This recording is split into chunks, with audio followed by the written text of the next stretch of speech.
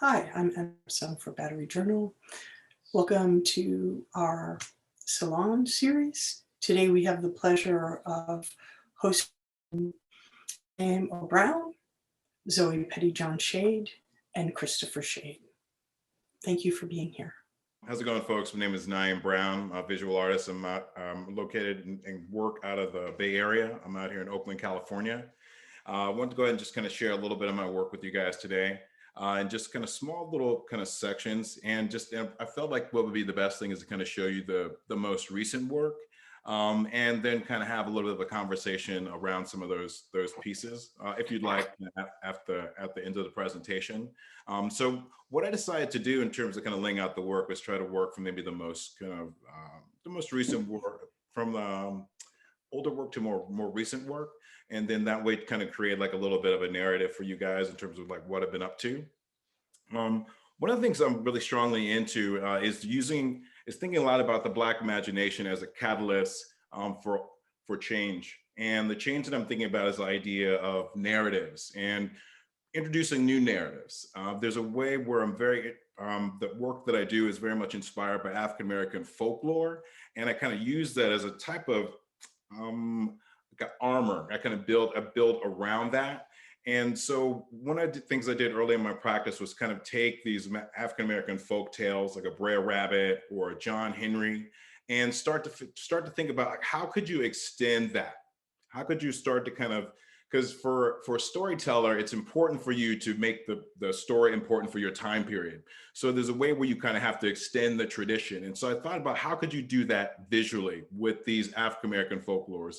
And part of the reason is because we know that in all cultures, stories really hold a lot of significance within the culture. They tell you how cultural ways in terms of how to behave within that culture, what's good, what's bad. And so there's an importance around retaining those cultural narratives. But it's also, there seems like there's also an imperative, especially for African Americans, to create new narratives because they're also new parables, but they may be similar to these other parables, the older ones. So that's just a little bit of background. The work that I'm starting with, it's called to make it to the bottom is such a hard climb. And this particular character was inspired by a John Henry character, and he comes up repetitively in a lot of the narratives that I build. And the work that I'm showing, these first four pieces, were from a series that was part of a show that was called Classroom in Neveryon, an Afrofuturist classroom of the near future. So these pieces are meant to be like chalkboards. They're oil on blackboard, and they were framed to look like chalkboards so that they seemed as if they were a tool for learning. This is a piece that also existed within that classroom that was called What's Your Black? And part of the interest I have in using folklore and kind of the African American folklore, and I guess what it led me to was thinking about folklore from other parts of the African diaspora. And I started to try to mix folk practices or folk symbols from other African diaspora within my works as symbols. And what it started to have me think about, and what it started to do when using it was start to think about how it can create kind of a pan-African way of thinking. And actually I'll kind of go back 1 second here. And what I mean by that is leaving these cultural symbols from different African diaspora, whether it's in the Caribbean, from the continent, North America. And so when African viewers see this, they go like, oh, there's these handles, these cultural handles that they could see within the work. So it's not, so I guess I'm thinking of this kind of global way of my African diaspora audience, so that there's these entry points for them into these kind of these narratives that I'm creating. With this particular piece, I was very much thinking about how the Black experience is no longer really seen as monolithic, but it actually is very, very diverse. And so What's Your Black was really this idea of these two people of the African diaspora meeting and trying to locate in this kind of new technological kind of space with these virtual screens, a mapping of like where you are and trying to relate. And one is trying to locate a space, and the other one is not understanding, because again, it's this metaphor of like Blackness is not monolithic. It's all very, very different. And we tend to always think about the connections being along the terms of like and similarity. But actually, I was reading this book that talked about the idea that when you look at the differences and actually understanding, calculating those differences within the Black diaspora, it actually expands how we think about it. And I'm very much intrigued by that, the expanding of it sometimes along those differences, so not always along similarities. So this was a way of kind of creating kind of a visual idea of that concept. The blackboards also, for me, as a material, kind of create a space that reminds me a lot of, again, relating to a lot of my art history, is like kind of a Caravaggio space, this kind of almost a stage or a deep theatrical space. But they also kind of work as kind of almost an infinite space, a space where you could kind of move into it and also kind of really into a deep space, or either work it just on the very kind of surface. So I'm very much intrigued by that. But I think also as a found object, the idea of a blackboard as it's a symbol, as a tool for learning. And when this idea of thinking about introducing new narratives, I thought, well, the tool that was familiar for me and most people is a blackboard in terms of like teaching and learning. And I thought by putting my images on these blackboards as a tool was to learn, for people to learn, or to maybe think maybe there's an imperative around learning these narratives that they like. I don't think I know what they are, but it seems like they're on these blackboards, so I should maybe know them. So it was a way to kind of prescribe a type of like, you should know this. Maybe this is a history or narrative that you weren't taught in school. Maybe you were sleeping. So maybe now I'm getting another chance to kind of figure it out. So that was kind of, again, in terms of choosing these as a material, why I really like using the blackboard within the work, or using it as kind of a surface, because of the way it kind of plays, being infinite, as well as kind of referencing this idea of a learning tool. And especially in terms of introducing these, what I feel is the importance of introducing these new narratives. This is a piece that I created when I was in Omaha. I was about to say Oklahoma, that's terrible. But in Omaha, when I was in residency at the Bemis Arts Center, and I was really intrigued by the amount of how many Black Panthers were there at a certain time, and then also too that there were actually there were two Black Panthers that were actually currently incarcerated there. And coming from Oakland, again, this is where the epicenter of the Black Panthers. Again, seeing the power of the Black culture there in Omaha, Malcolm X's birthplace, Omaha, all of those things made me start to think about these connections. And I lived over, at the time I did this, I lived over on 25th Street and MLK out here in Oakland. And where I lived, there was a sign that said, "Welcome to West Oakland." Actually, this particular kind of one that I kind of invented in the piece. And so I was intrigued by this weird, I guess, cyclical kind of way that I took this trip all the way to Omaha to now all of a sudden still be reintroduced to like the Panthers, or think about like the importance and relevance. And so this is a piece trying to, again, kind of speak a little bit to that weird kind of cyclical kind of relationship that happened here. At the same time, one of the very important member of the Black Panther Party, Emory Douglas, was a visiting lecturer at one of the colleges there in town, and he was the Minister of Art and Education. And so I got a chance to meet him, and we talked a little bit. And the thing I was intrigued by was the way that he very clearly named who the oppressors were, like in his works. And so this kind of really pressed me hard to start to really think about that in this particular piece. And you could see a cop here, you could see also kind of the severed kind of pig's head. And these are homages to some of his graphic work, because there were all these images of these like pigs, like little cops with pig heads. And so it was a piece starting to kind of pay homage to that, but thinking as boldly as he did in terms of naming the issues of the oppressor, thinking about that, of these really heavy, important warriors within the Black Army, the Black Panthers. So again, I felt like it was a piece that really started to bring this out. I still really love using this blackboard as a tool and really thinking about how to kind of stretch that space. And this is a more recent piece that I did, where again, really using that space of the blackboard to kind of really push in, almost like in a real infinite way. This piece is called Gallo Canto. And this is a piece where, and you'll see a little bit later, it's from a series called New Black Myths. And what I've been doing has been trying to go ahead and almost like name the characters, like build portraits of these characters. And kind of once I've done that, I started to kind of put them on stage, put them in these various kind of scenarios in this kind of future world. And this future world is not even, in some ways, it may not even be here.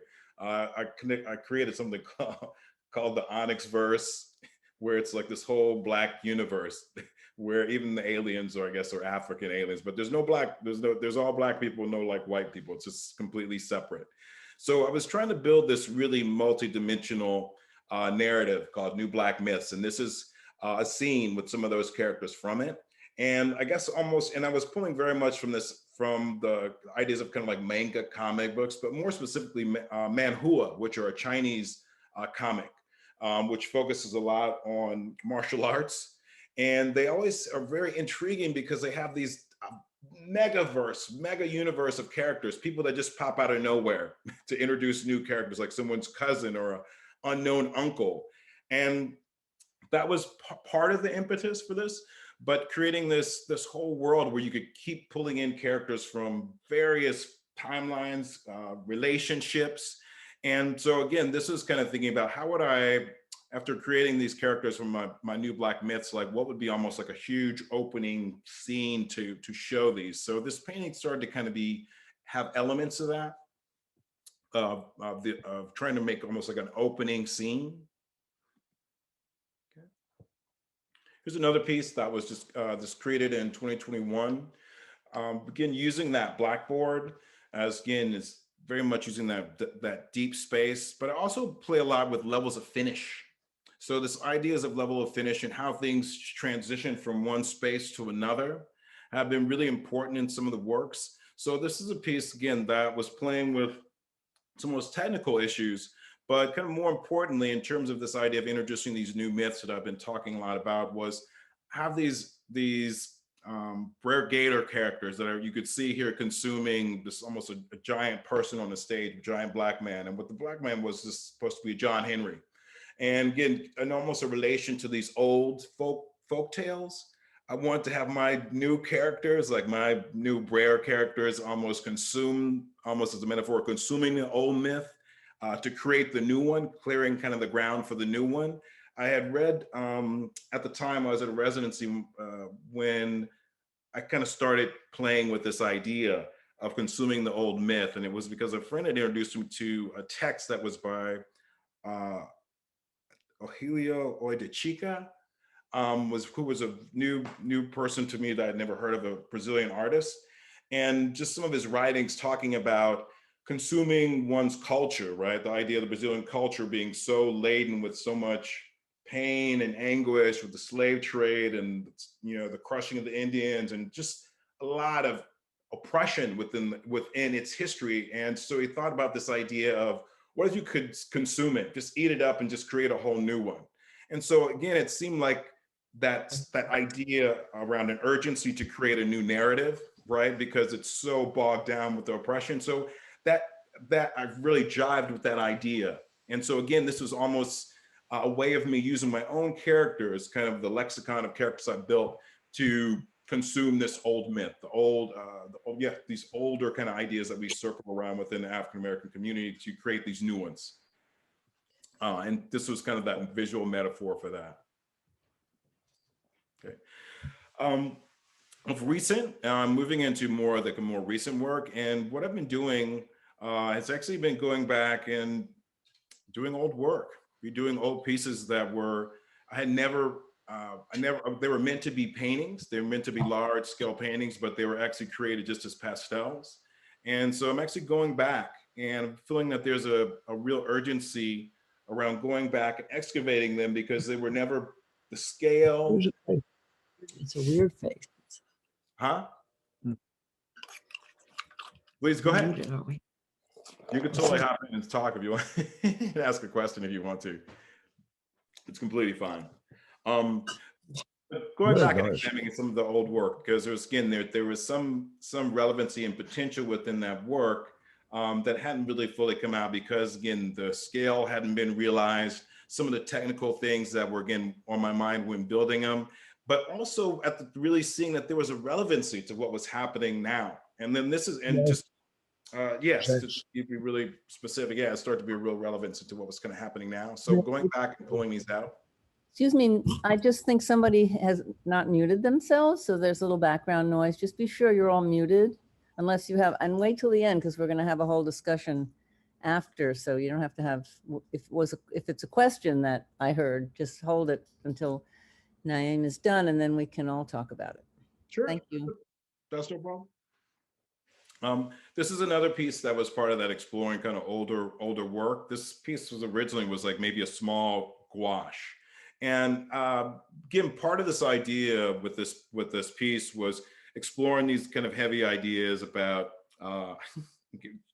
not their characters that would be within this kind of, not the Onyx verse, because this isn't the New Black Myths, but just again these kind of hybrids that I'm very interested in kind of exploring, these Black hybrids, masked characters, but just someone within this a world that seems it's very similar to ours and close, but it's not quite our world. But this idea was one coming from art history. It's seen a beautiful piece where it was the story of the prodigal son, and the prodigal son was in a house of prostitution and he was being served all this food. And the idea within this series was that one was the senses were being clouded. So you were blocking your way to God, right? So the wine, the women, the food was a huge spread.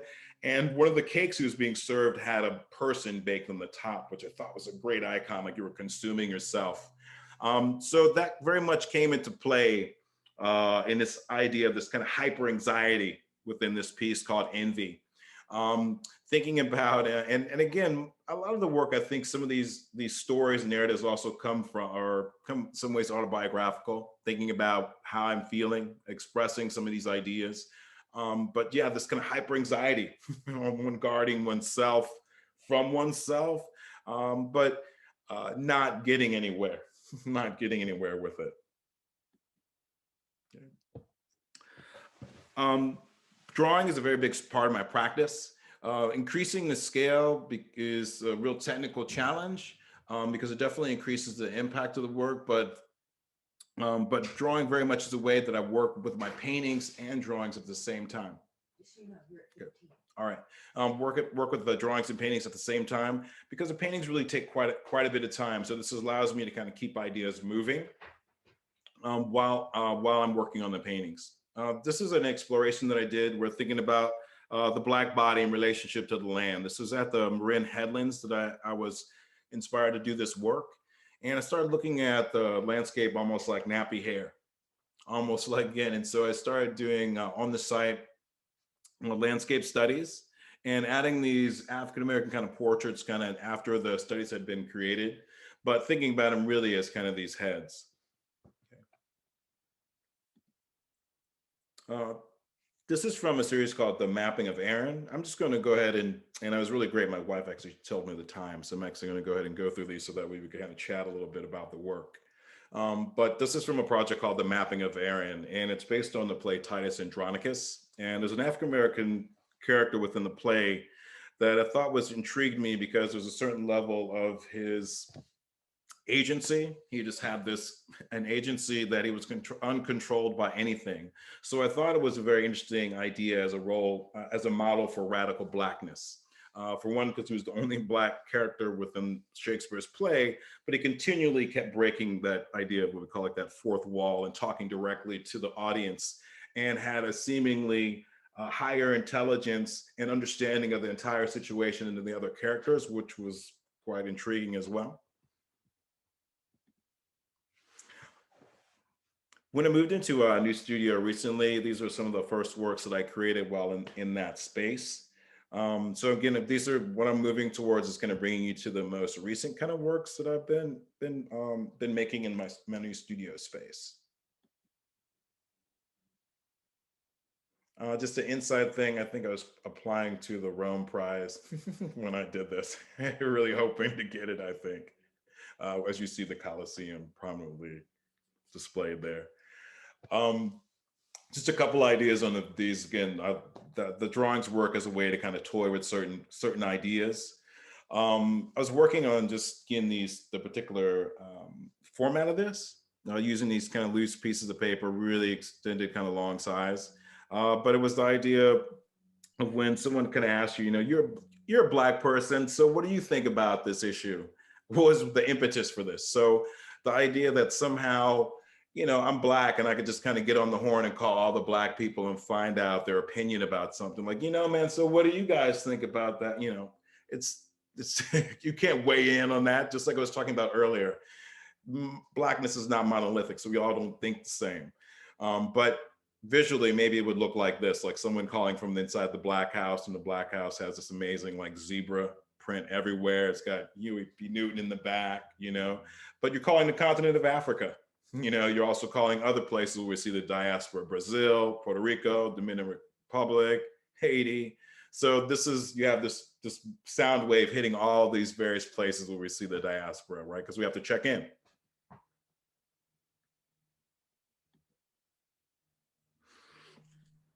Again, another generative kind of drawing, thinking a little bit about possibly thinking about no knock. And here I was kind of playing around with the format, almost like a giant comic book. So I'd used one perspective on my wall of my studio and snapped it. And so all the drawings line up along the same perspective, but changing and shifting the composition, little squares, different spaces, just to kind of play around what was going to be represented in these spaces. It talked a little bit about the new Black myths, and these are just some of the characters that are kind of part of that. And just a recent project I'm working on is hoping to kind of do a billboard out in Minneapolis, near the site where George Floyd was unfortunately killed. But this is a project that they have out there. So this is something I'm hoping to be able to do, is to place a work in that space. And I'd like to open up for questions. I feel like I probably unfortunately, you guys didn't know that I really like to talk. But I definitely would like to go ahead and hear from folks if you have any questions, but definitely want to leave the floor open here. Thank you, Naeem. That was really incredibly fascinating for me, because I've been aware of your work now for, well, maybe 20 years. And it's incredible to see the evolution of your ideas. And I thought it was really fascinating that you're going back to mine your pastel sketches or sketches, and you're starting to turn them into what is really, in some cases, a monumental size painting, and really creating a very immersive universe with these characters and these narratives and these kind of bringing together of disparate Black culture and cultures. And I love that you're saying that it's not a monolith, right? Of course, it's not a monolith. It's incredibly subtle and varied and individual and unique as someone's print, right? That's how unique it is. Really beautiful. I would love to see more, and we should do a private studio visit, but thank you so much. And please, questions, open it up for questions, and we'll have time for questions also at the end. But that's really extraordinary work. Sure. And I was going to say, Anna, one thing you said is really interesting. Again, it actually was really tough. I don't know about it for Zoe or for Chris, if it was tough to do this, but it's tough to pare down what I'm doing, because it's been, again, I've been doing quite a lot of stuff. My practice is pretty broad, but you use the word immersive, and that was one thing that going back and revisiting the works and doing them large scale paintings of them.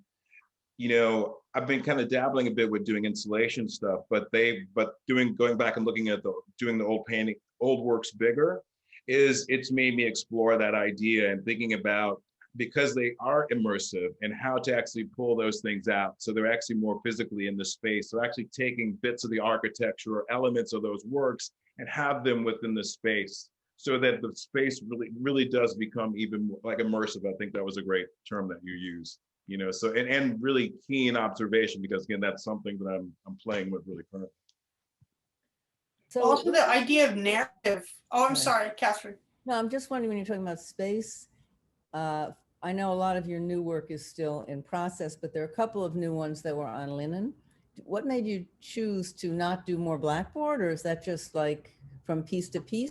Or do you feel like there's some kind of a, if not evolution, sort of, you know, that you sort of have moved through the blackboard as a possibility and now you're doing things more on linen and canvas? Or is there some thinking behind all that? I bet knowing how much thinking you do, there is. So. Yeah, I do probably way too much thinking. A Oh, lot. no, I didn't mean that. Thinking But is you great. know, the reality is the blackboard is that's the thing I love the most. And so I'm actually doing them simultaneously, I you see. know, and the project for the works that I'm revisiting, they seem like they needed to be uh, like streamlined in terms of all the same size, right? All the same scale, all the same material, painted from corner to corner because that's how they were created. That's how they were created originally. And the blackboard works, they allow for me to explore much more certain levels of finish. That's another What's question I coming had. into Could you to kind of explain that? clarity or fruition, what's disappearing, because with those, a lot of them are about, again, this idea of narrative, that the narrative for African Americans or the African diaspora keeps changing. So the idea of levels of finish metaphorically seemed correct for me because the story is not finished yet. So some things really crisp, some things being not so crisp or solid, or maybe things shifting, seemed perfect for, and it is perfect for me for the blackboards, you know? Is the blackboard, do you put a finish on the black that we're seeing in the blackboards? Is that the blackboard itself coming through, or did you actually paint over it? There's a lot of black space. Is that the blackboard? Yeah, that's just the blackboard. Did you put a finish on it at all? Because it seemed kind of shiny. No, they kind of have, what I do is I buff them. So Okay. before I paint them, I kind of do like a buff them. And so that's why they have a little bit more of a kind of a sheen to them. Beautiful, really beautiful. So in those, I sense a sense about deep space, which you also talked about, the onyx verse and all. The newer ones didn't seem to have, I mean, I know you're repurposing older work, but didn't seem to be as, they seem more, I don't mean this in a diminutive sense, but more local, like they're referring to actual things. I mean, maybe because everything has become so much more a part of our contemporary discourse that's why. But the thing about checking in to find out what all Black people think and so on is something that has happened more recently, perhaps, than ever. Is that why? Do you feel like you've become more about local and current events just because they're happening so much? Yeah, because a lot of that stuff is what's been going on, like Right. like calling all Black was definitely things that are happening, like kind of in the pandemic, like making work during this pandemic, but also all these kind of heavy cultural shifts that are happening, and having an urgency to kind of respond, even though I know my practice of painting, it's slow. It's like, oof, there's no way I can't move it quickly, but the drawings allow for a type of speed and allow for me to kind of respond like very like, damn it, this is how I feel, you know, or like, bam, you know what I mean? And I think the architecture and ways of what you're seeing, kind of the older works, because very much with like the older works, like say the, you know, Cakewalk 3000, this guy that looks like he's in a circus kind of scene, is many of those works because they also deal with the theatricality, like thinking about being on stage or like a circus, because again, a close examination, like on Cakewalk 3000, it looks like a mandrill man, but really it's a mask. If you look, there's actually eye holes and there's a Black man underneath. So it's actually talking about the performative element of it being a Black professional. You know, it's a very crazy act. So they're kind of about, though it was like again, a circus is very theatrical. You know, I was looking at Lautrec's work at the time and wanting to bring that theatricality of like the circus life, that insanity kind of it, you know. Whereas the onyx verse, it's really plugging into trying to look back at African culture, but envisioning it as kind of a new technology of the future. Right, So very it's like, futuristic. you know, so that's a weird distinction. Really interesting. Yeah, I love both. It's Oh, beautiful work. I really love it. Here's a question from one of the guests in the chat. Naeem, this is from Beth Derry. Naeem, I appreciate your showing past work to give a sense of context to the present. Can you talk a little more about the piece you are proposing. It looks like a public art piece. Thank you. Beautiful and thoughtful work. So I'm Sure. not- Mhm. Sure. It was a piece that, again, kind of is, again, me creating a narrative around a particular character is kind of like similar to like a John Henry, where a young Black man trying to figure out like, how do you become a legend? Like, how do you make yourself legendary? How do you make your narrative in the world? Is it doing these super acts, or is it maybe it's out there like selling some crack, like pushing crack? But how that gives a certain despair. This guy, this giant dude is like being swarmed by all these people, and he's like, is this what it takes to become legendary? This terrible, crazy choice I had to kind of make to carve out my own legend, because I'm relegated to the margins of society, but like you have to do this other crazy thing to try to move towards to be the center narrative, you know. The power of that particular scene of that narrative seemed like it could be impactful there in Minneapolis. A friend of mine had asked me to possibly be part of the project there. It's a series that they're doing. It's through a variety of corporations in Minneapolis, where they're sponsoring 5 artists that place billboards near the area in neighborhoods that were close to where George Floyd had been killed. And so that piece is in one of the more prominent kind of areas, like right there. And so I was thinking that it would be a piece that would kind of, again, create a certain level of impact for the viewers to really think about, Black folks as being legendary, but we're always on the edges, and to get to the center, it could be terrible to try to get to the center, especially to become the narrative. In this case, it was the person that the brother died. The brother died to become the narrative, So thinking of those multiple kind of things when choosing that specific image for that site, those were things that came up.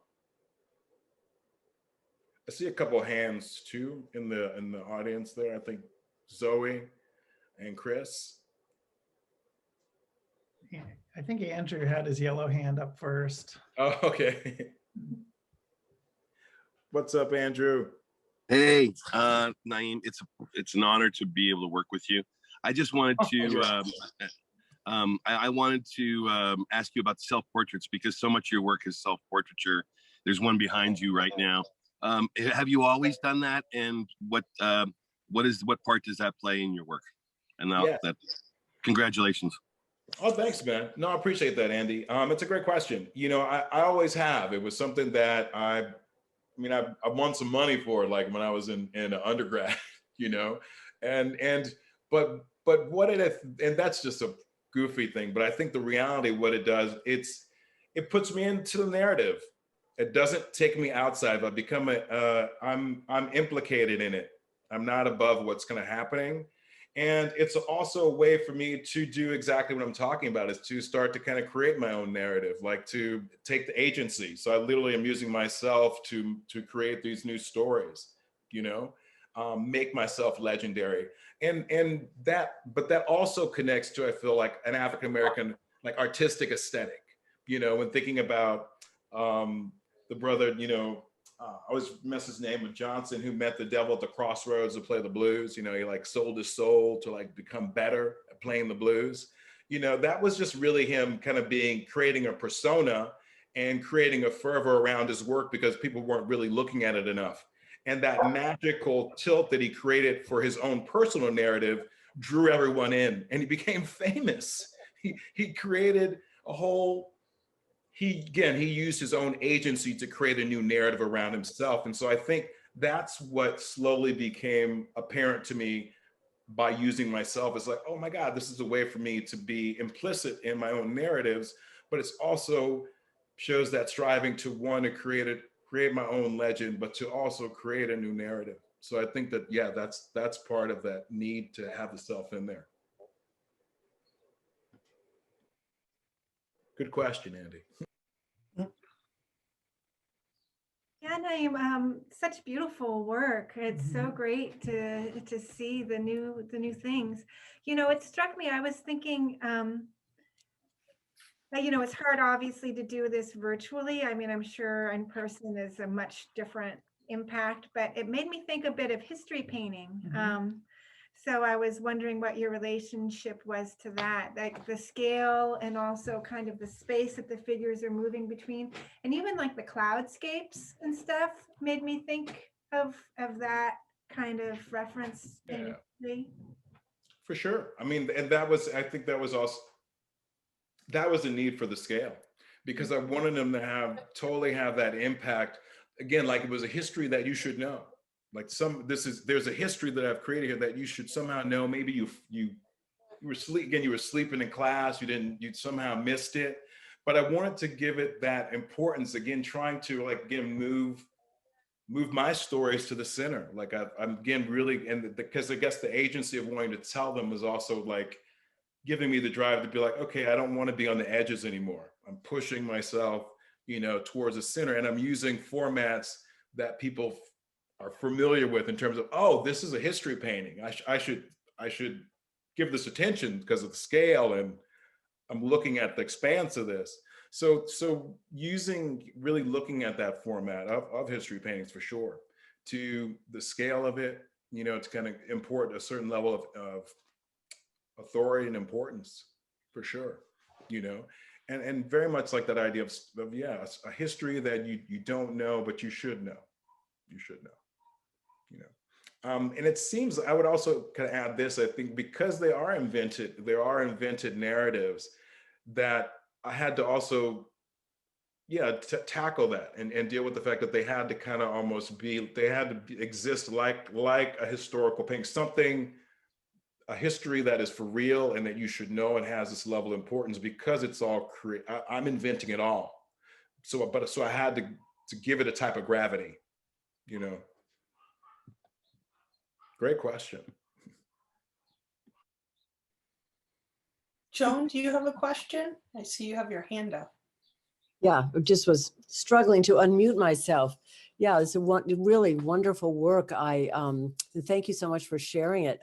I find myself wishing to see details, because I can see there's so much going on at a kind of granular level that that was a little hard to see. So I would love to see in person. And I wanted to ask, this sort of comes off of Zoe's comments too. I think that when you talk about narrative, there's the visual narrative, but there's a verbal, literary, whatever you want to call it, based in language that's behind that. And I wondered, to what extent do you feel that it's the responsibility of the viewer or the opportunity for the viewer to read into it whatever they want to, or to find out about the story behind, to the extent that you draw on folk tales, as you said?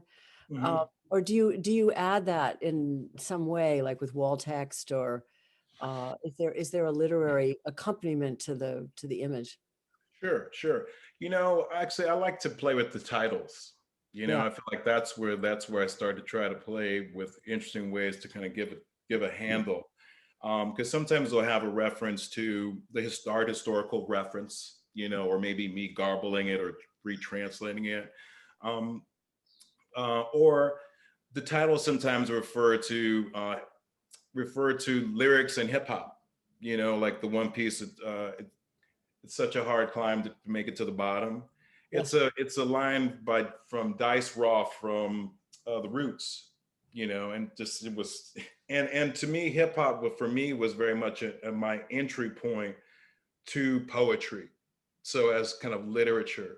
So for me, that's the word play that happens in rap and hip hop. It was like, it's perfect. It's like perfect kind of for me in terms of, like, again, it's kind of poetry or literary kind of reference. And I felt like some of the lines are perfect for the titles, because the way that they're rearranging words in a way that's unexpected is the same thing I'm doing with my imagery, right? I'm rearranging something you think but I'm kind of building it in a way that's created something kind of new. So for me, I guess the titles like start to kind of give a bit of the entry point.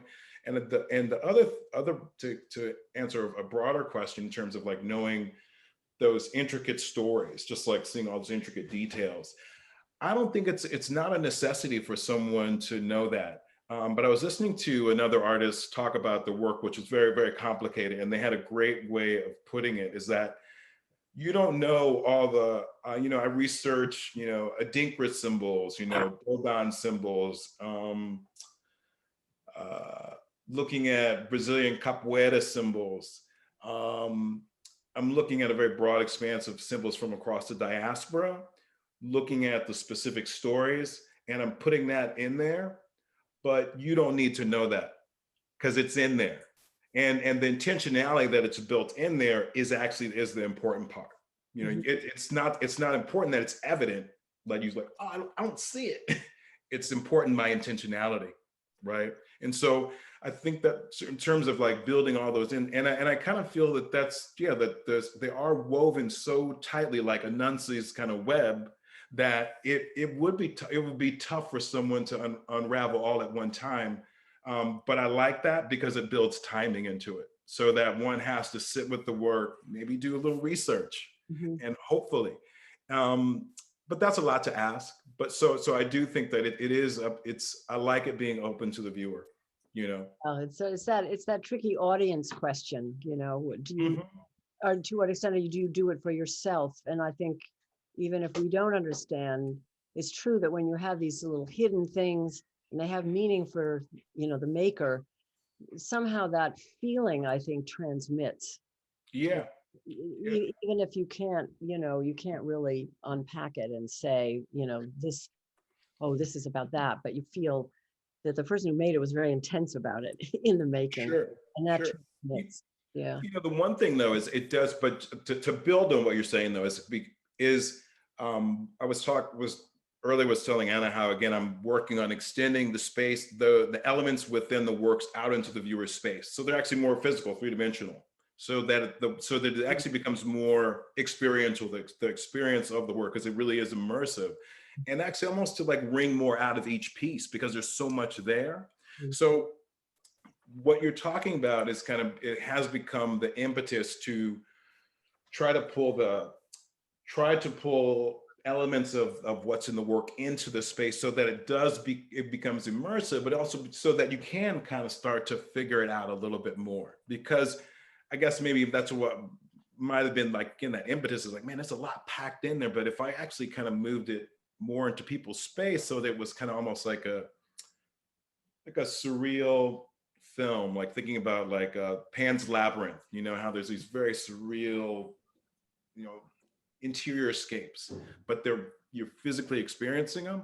I thought, maybe, again, thinking about that as a cinematographic reference, maybe that's a way to have people get the stories more, like understand them more. And not that they're going to get every reference, but maybe that creates a more of a level of, oh, I see how he's making these connections. I get it more, as opposed to just like, it's the mush of everything. I don't quite get it, but it's really beautiful.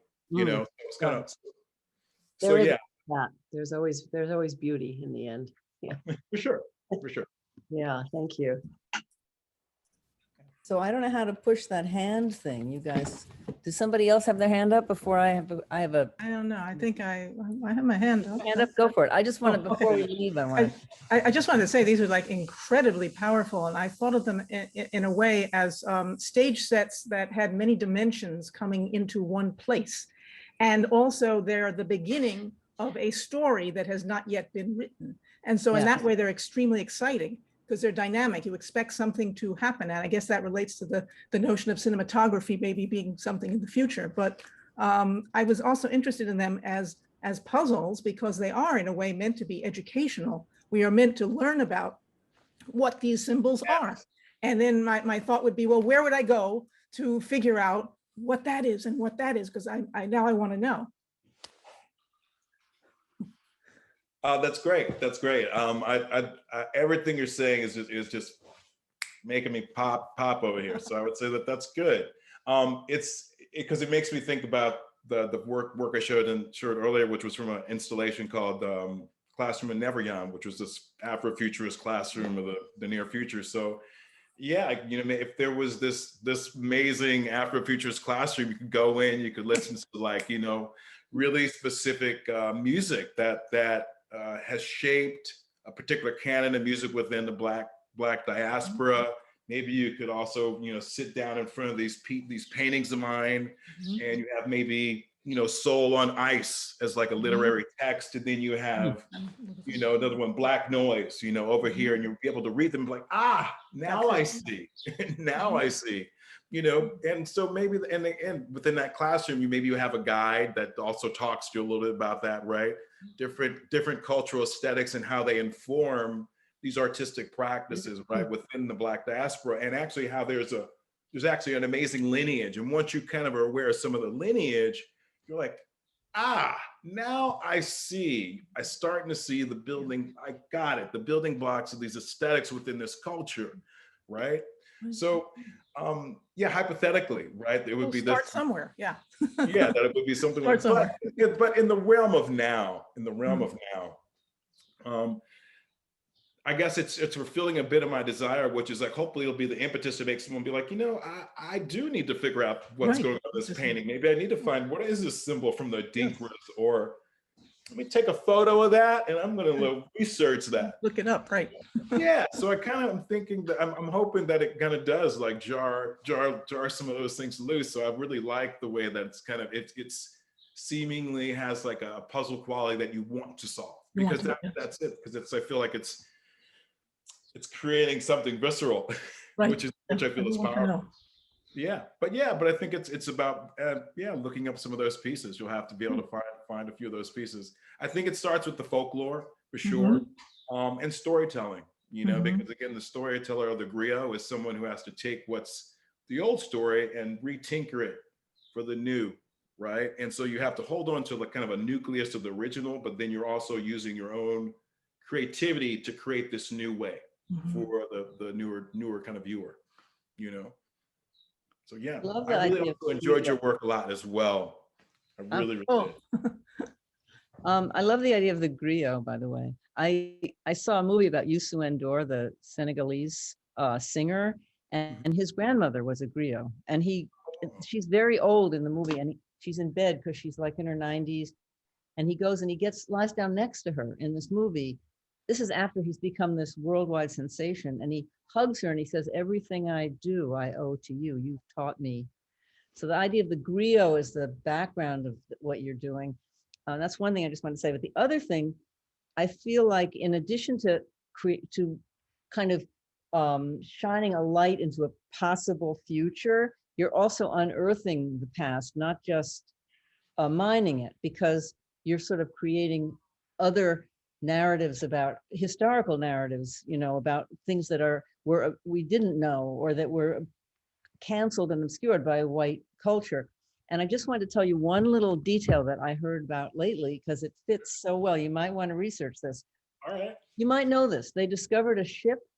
There was a warship that sank in somewhere outside of England from the 16th century, from Shakespeare's time. That's what reminded me of it, was your Shakespeare, Titus Andronicus.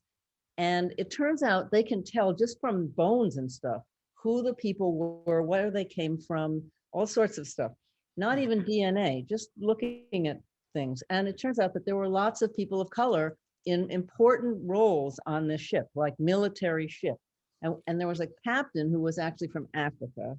And then there were a few people from Morocco, and there was a Turkish guy, but there may even have been other people from Africa. But that kind of stuff is the sort of obscured stories we don't know, because the narrative, the master narrative, just told, like we think of England as like this totally white, kind of narrative, until they became imperialists, and that was another problem.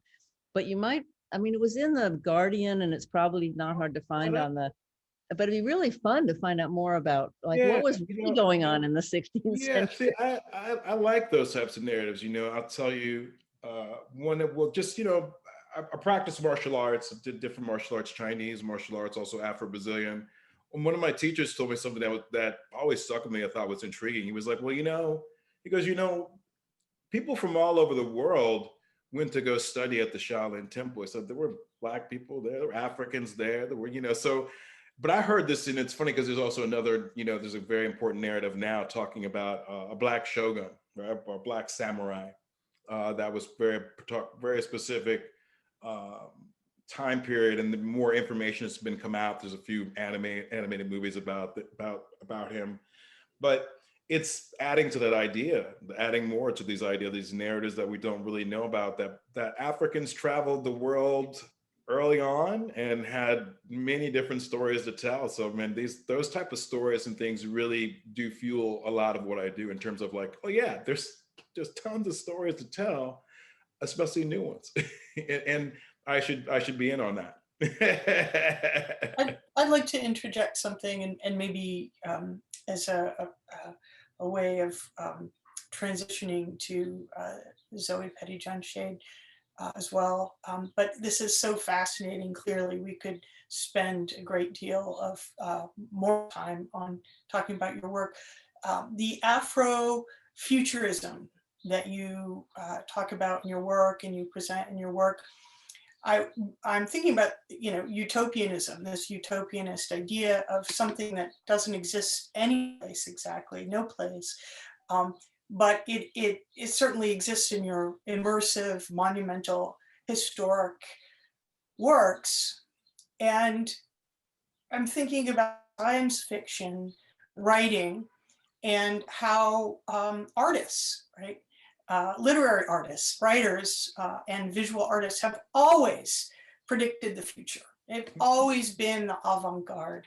And so your new narratives and your new mythology that you're constructing in your utopian space, which is no place but every place, right, has this incredible power to show the way for the future. And I think it's just so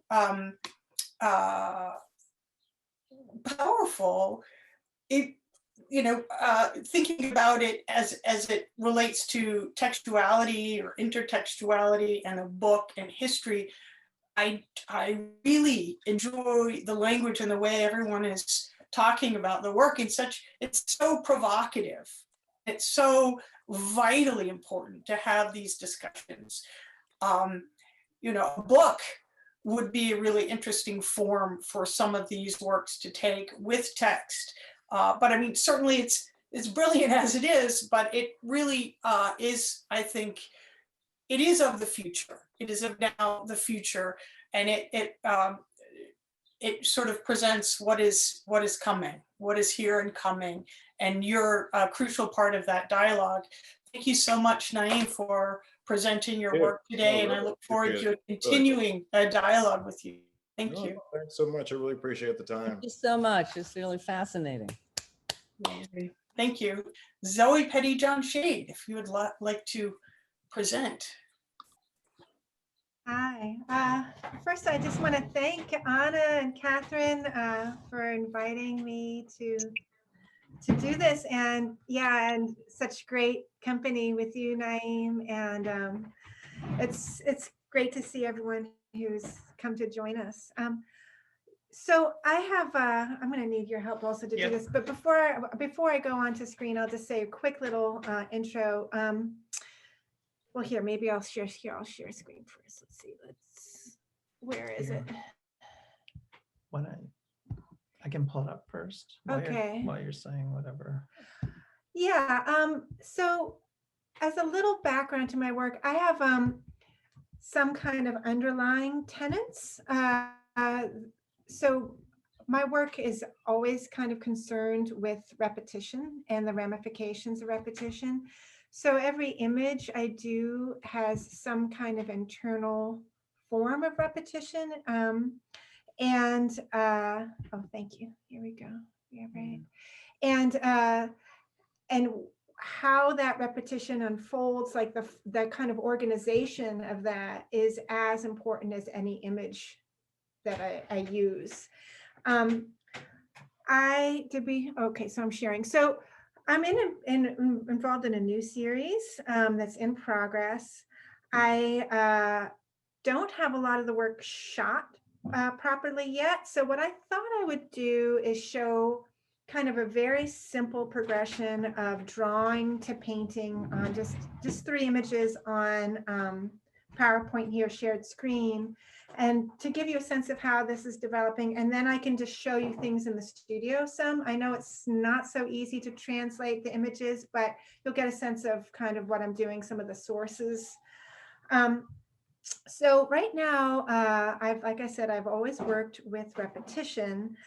The current series, which is new for me, I'm working with mirroring repetition. So that is kind of a new structure that has its own ramifications. What I've been doing is creating these mirrored contraptions that I've been drawing from life and kind of building them up into elements that will be combined in larger paintings. I'm only in the mid-sized yet. I will go large at the end, but so what you're looking at here is a mirrored cube that is filled with kind of gilded platonic forms that I've drawn from observation. All this series involves more drawings than I have ever kind of engaged in previous series. There's a healthy kind of drawing period that I've done before I even started the paintings. It's referring to an earlier body of work. I actually started doing mirrored cubes about 10 years ago and got kind of partway through a painting series and then moved on. And now I'm feeling like I'm revisiting that approach in a much deeper, kind of more complicated way for me.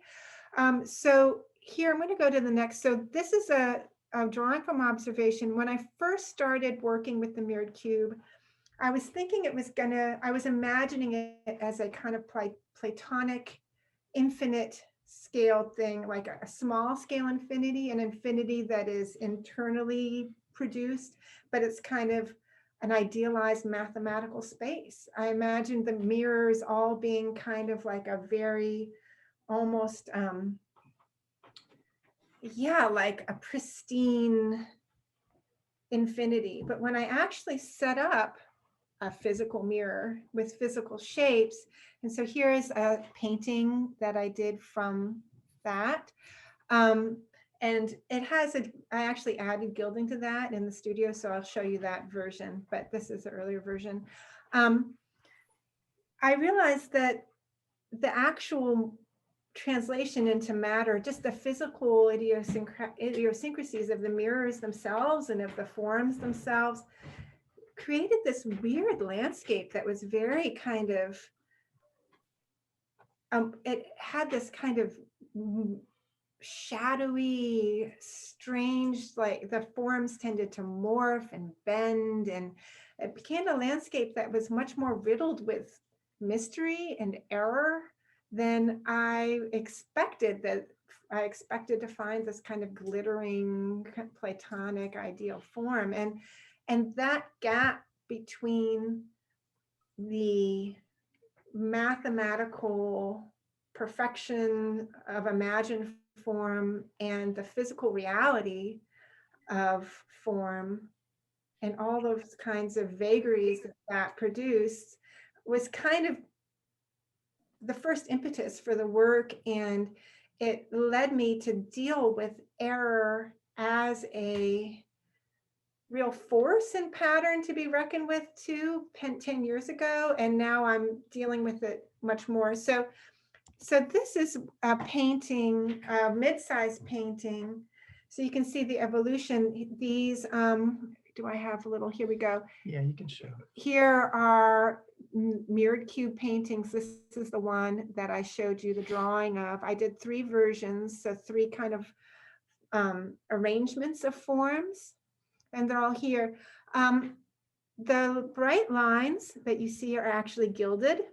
And the different colors are either, some of them are Japanese dyed silver, and some of them are me toning aluminum, and other pieces there are different kinds of gold or palladium. But the gilding lines are all mirror lines. So each form here is kind of enclosed or involved in its own shaped mirror. and that each shape mirror has its own form of repetition, way that it flips and moves across the plane, and engages with each other. So this green line here is the mirror of these small kind of imperfect Platonic forms that are changing from density from this side to this side. And that's flipping. This pink mirror, diamond shaped, is the mirror for these little bits. These little bits are kind of, they're these forms that I got inspired. I have been working from the history of pattern painting for textiles, and that's kind of a whole discussion. I don't know how much to get into that here, but there's a long history of painting repeated imagery, and I worked with it quite a bit, especially with the collection in France from the late 1600s. And I was so interested in these forms that were somewhere between abstraction and representation. They're little shapes, but they're not totally theoretical shapes. They're like things. They're like bits. They're somewhere between an actual description of a thing and an abstract mathematical thing. And that's something that kind of is underneath all of this series, this space between form and between abstraction and representation, but also how matter can kind of assume form and how that form can assume organization. I feel like that space between like as form gets taken up is this kind of amorphic space that I've been interested in a long time. The last series of crowds that I spent many years on, I felt myself really gravitating towards forms that were between object and subject, that were in this space between object and subject. And it was somehow tracing an arc between object and subject. And the arc tended to actually be more between subject and object. Like they had some kind of subjectivity, but they were acted upon as an object.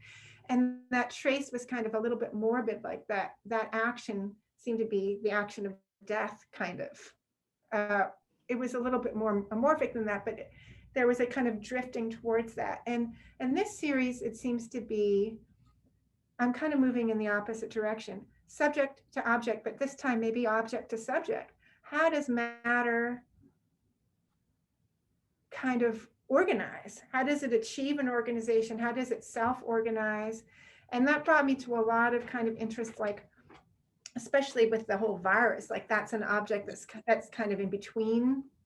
It's like another world between something that's alive or not alive. And also makes me think also about how consciousness is achieved out of flesh, or, you know, that's what they call the hard problem, right? How do we move from this physical kind of mechanical situation of matter into organization and into higher order? Okay, so I'm going to stop sharing my screen and show you. How do I get here? You can do full screen if you want. Maybe I'll do that. I'll show you some of the models I was working on. So I'm kind of dealing with these mirrored forms as kind of a basis, almost like a bestiary for setting up elements that act in the paintings. So like here is one mirrored form. It's a contraption of mirrored pentagons that I just taped together. And here is some mirrored, so that was mirrored hexagons, mirrored pentagons. Here is the little, can you see? Let me see, I'm gonna do a light here. I can do light. I don't know if they can see it. Is that working? Yeah, they can kind of see, right? Yeah, it's a little reflective, sorry, but here's a little mirrored contraption. And that I did the paintings you saw. And if you see, We it can just do has these this too, a mirrored, little bit, right? here's the little gilded forms. They're just paper, right? They're just Yeah. paper that I gilded. Here's a mirrored pyramid, which actually has a feather in it. That's part of the elements I'll show. Here's another mirrored. So I'm basically working through all the Platonic forms and dealing with how these mirrors end up kind of creating the impetus for not only the forms themselves, but how they might travel across the page and organize. So, I can hold and you can. no, That here, way I'll you do can- it. You sure? Okay. So here's my little setup. You can see I know it's going to be a little challenging, but Too dark. yeah, maybe do that. So here are those 3 paintings he talked about. So the edges now have this orange gilding. And here is the feather painting. So that's a pyramidic mirror with a single feather that then creates this almost like, I don't know, it's like, I almost think of this one as like almost like an angel, like fetus or something. It's like this weird, like it's this weird unfolding, half beastie, half, anyway, here the pentagonal mirror, I put water and it made a water pyramid at the bottom, which I then painted, so that's this structure that has a golden mirrored shape. So here are some drawings from the hexagonal mirror, and those were included in the book. And then here are some of the paintings. And these have a red mirror lines around them.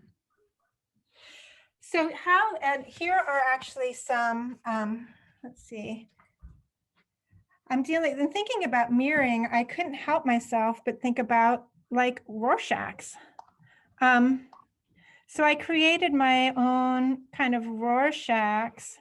I mean, that's something where it's between, again, recognition and not recognition, between form and not form. And it's a whole kind of read on your consciousness. And the whole reason that they kind of get into a gestalt is the mirror symmetry, right? That's what makes the form something that you want to finish into an object. So there's these kind of preternatural forms. And then here's a few, this is going to be tough, but here is like one where, no, it's okay, because it would be impossible for you to see what I'm doing. It's the hexagonal forms, and then if you go close, this is another repeat of these kind of vegetation, but right when they're starting to form, so they're almost like geometric shapes. These were done from observation, then turned into a kind of prismatic mirrored structure that can grow underneath. And here's, so maybe I will open up to questions after that little tour. Hey, Susie. Oh,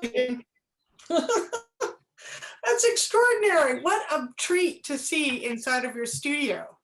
That's amazing. I just have a sort of comment about this. So you're starting as a point of departure is sculpture.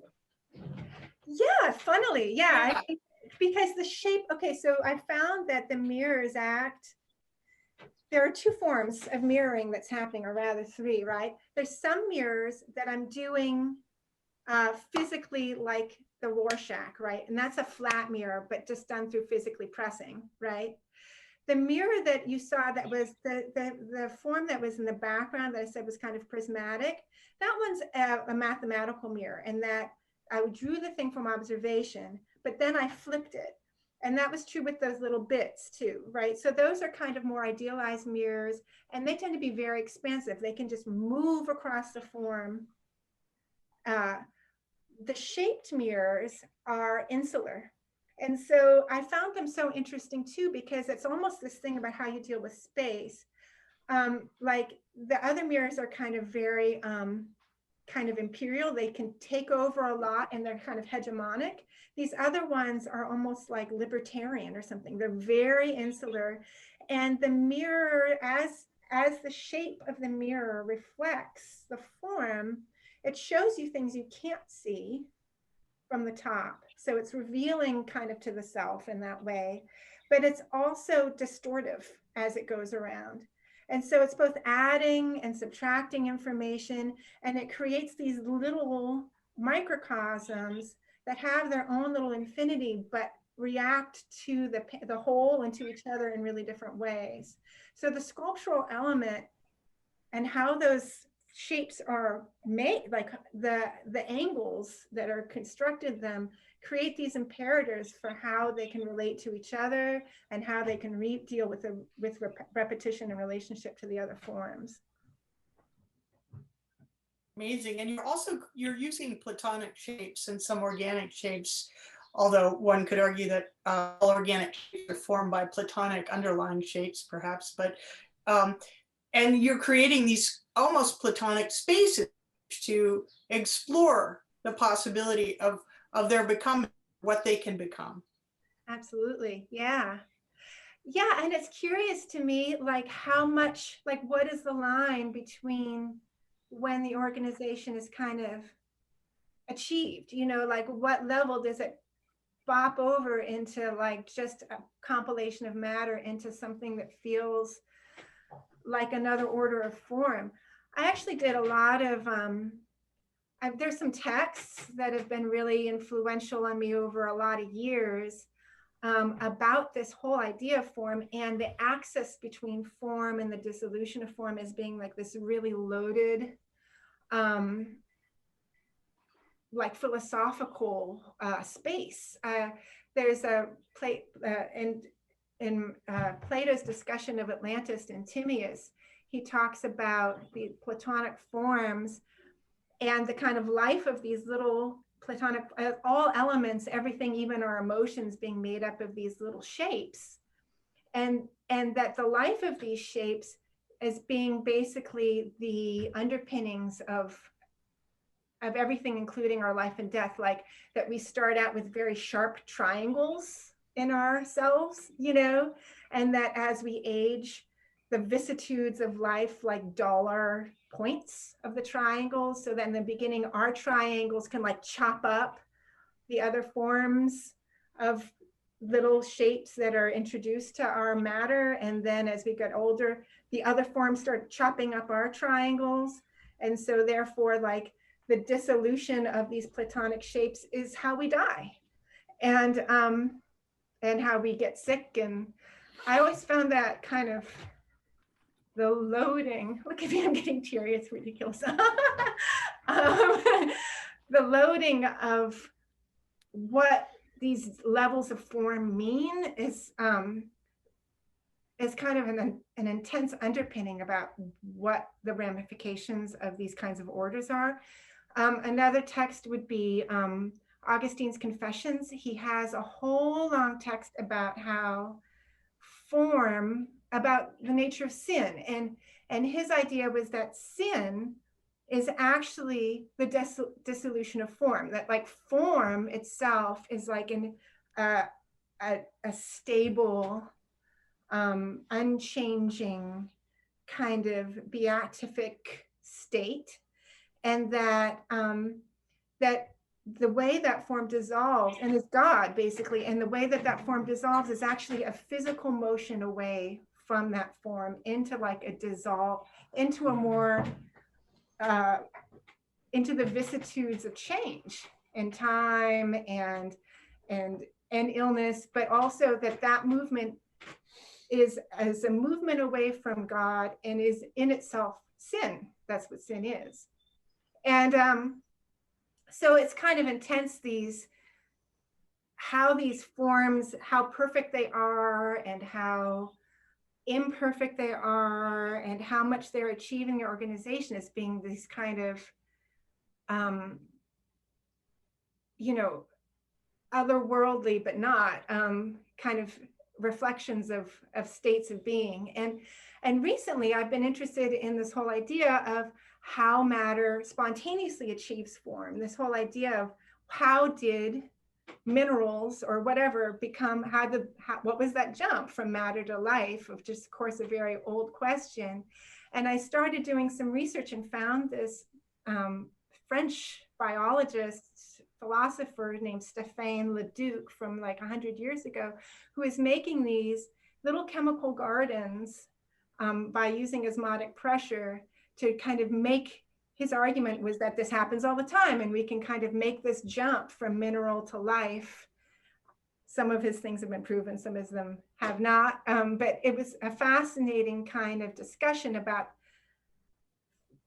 the arrangement of form and how that jump might occur. And his whole kind of premise was that it's the difference of density, that these forms want to be equidistant apart, and that any kind of difference in density creates the osmotic kind of pressure to move.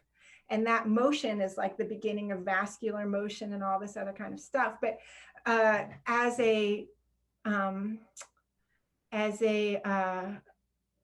compositional kind of underpinning, it was very interesting to me to have this idea of density being this undermining, or of any kind of difference being the undermining impetus for organization to occur. So I'm sorry, that was a very long-winded way of talking about how these organizations might play out. Sorry. It's very articulate and succinct and poetic and beautiful. And there are a number of questions, so please just unmute and feel free to ask questions at will. Okay, I'm asking a question. Hi, Susie. Zoe, it's amazing to see you and hear you and see your work. And I mean, I can't even possibly like touch on what you've already expanded upon, because it's incredible to hear you talk about it again. Like, it's been a few years, but it's always, this is a different kind of talk, and I find it amazing. And your works are they're just exquisite. They're just these things that I want to go and look at them and experience them and zoom into them and get my glasses on and see the little sparkles happening and understand the scale that's happening within, the scale shifts that are happening within the space. And to also I always love seeing the interruptions of the order in your works. Like, there's always this thing about structure and then the undoing of structure, or surprises that happen, things that catch you off guard. Like, it's all in there in these tiny little exquisite things. And I love seeing them again. And also, okay, a couple things. The backgrounds of these look sort of like marbleized bits or imitations of marbleized. Are they imitations of that? No, they're marbles. So yes, I do. I'm sorry, I should have mentioned. So all of the backgrounds of the paintings are marbled by me. And these, the marblings that I'm doing here are a particular kind of odd marbling that I actually had to find it's like this kind of chemical interaction that happens that it was German, I guess, to begin with, where you make there's a chemical reaction that makes the little bursts happen in the center of the forms.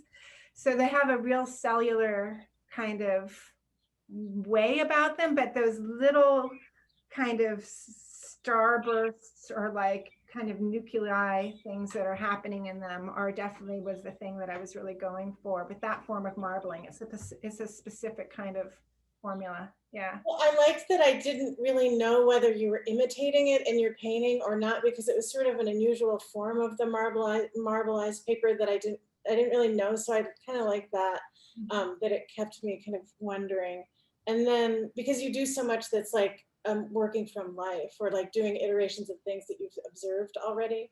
But there was another question, is just the overall color of, you talked about morbidity in the past of these forms and the shifts between the two realms or something, some way that you said it that was beyond what I can touch on. But can you talk about the color, the general color that you're showing here? It's kind of these sort of purpley brown, sort of muted. Funny thing about color for me is like it's very intuitive, and it ends up coming a little bit early for me in the process. Like I often get a color sense even before I understand totally what the structure I'm working on is. Everything is a limited palette. Like I mix all my colors and gouache. Here, since it's a studio visit, I can show you like each of my little things has like,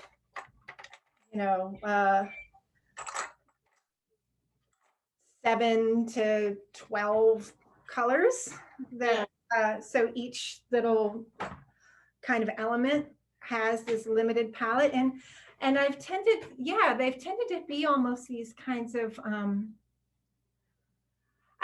put it this way, there's a sense of emergence that I wanted in all of the work. So I knew that this work was going to be much darker than the work I'd been thinking of before, and that there was something kind of meaty about it too. But there was something I wanted that was somehow between the meaty and the mineral. I guess that's why they got so much of these kinds of rusts and things.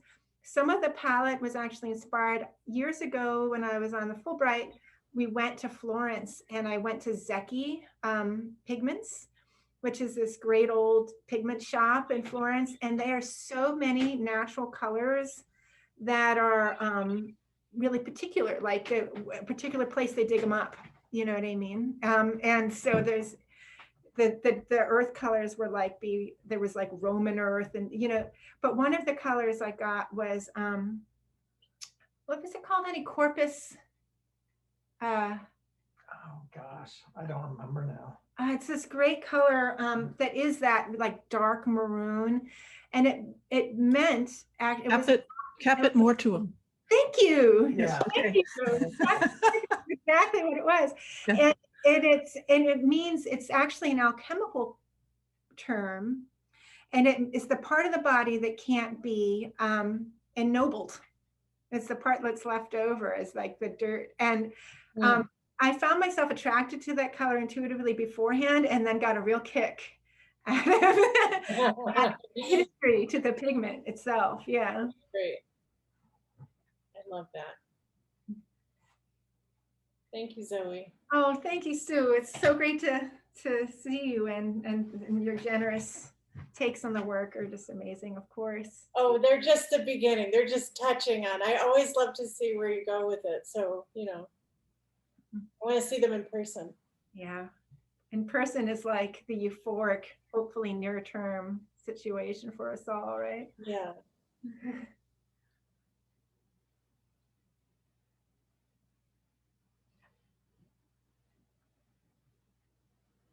Questions? Lori and Naeem. Lori, did you come first? I think Naeem was first, so you can, Naeem, go first. It's totally cool. I appreciate it. First off, the work is amazing, Zoe. I haven't seen it in a while, but it's just totally amazing. I'm just floored, just technically and conceptually, just really powerful work.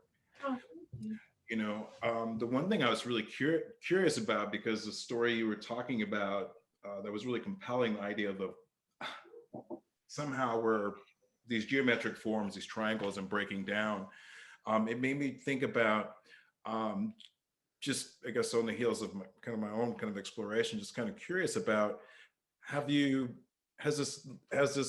your research led you to consider or to think about like non-Western ideas about that similar kind of breakdown, I guess, so that in terms of how other cultures may see this idea of particles and parts, right? This how like how we're made up of, we're part of nature, we go back to nature, we're these parts, but just outside that Western canon, just kind of curious in terms of, even as a research, comparing the ideas, because thinking about just how many cultures come to similar scientific as well as philosophical ideas, but sometimes through back doors. So I'm just kind of curious, like, if you have looked at I all? would love to learn more about it. I mean, I know I've definitely seen some works that make me feel that there's a similarity there, like, you know, the Aboriginal kind of paintings that are so cellular looking that are composed in those ways, or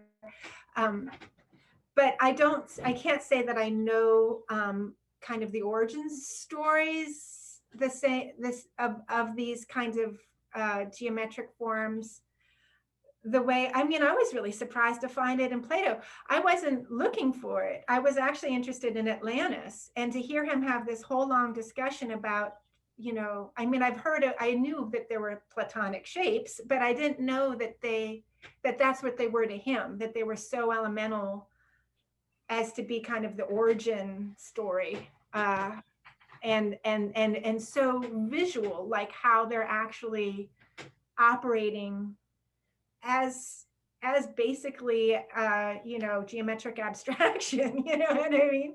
Yeah, But that was really fascinating. I think when you were saying that, I mean, that the reason I guess what made me think of that is, I guess in Haitian voodoo, there's and candomblé as well, like in Brazil, there are these particular ways that the body is talked about and how it is broken down. I think, and even kind of illustrations of it. So that's what made me think of that, because there are these ways that, yes, other non-Western cultures do have a way that they're thinking about the body being broken down into smaller pieces as relating to the other parts of our world. But just kind of curious. I would But love to see those. I would love to, yeah, to read about that and see those. Thank you. great work, really, really great. Hey Zoe, you know I'm a huge fan. I just my mind is like blown by looking at these pieces. I just think they're so incredible, and I think Sue mentioned just how it is just such a joy to look at your work, because there's all of these just surprises and beautiful things that happen that you know, it really sustains someone when you're looking at what you have. It just keeps you coming back. And I was just wondering, I was really interested in the piece that you showed, the finished piece that you showed on the shared screen. And it kind of almost becomes like a play on tumbling blocks. I noticed that there's like the tumbling block pattern, but then there's like the actual reflections of the tumbling blocks. But the way that you had it divided, you said that was leaf, like gold leaf or different types of leaf. And how were you able to create those like transitions between I mean, was the like the outlines, it seemed like there were transitions in color with the leaf, but maybe that wasn't the leaf. I don't know.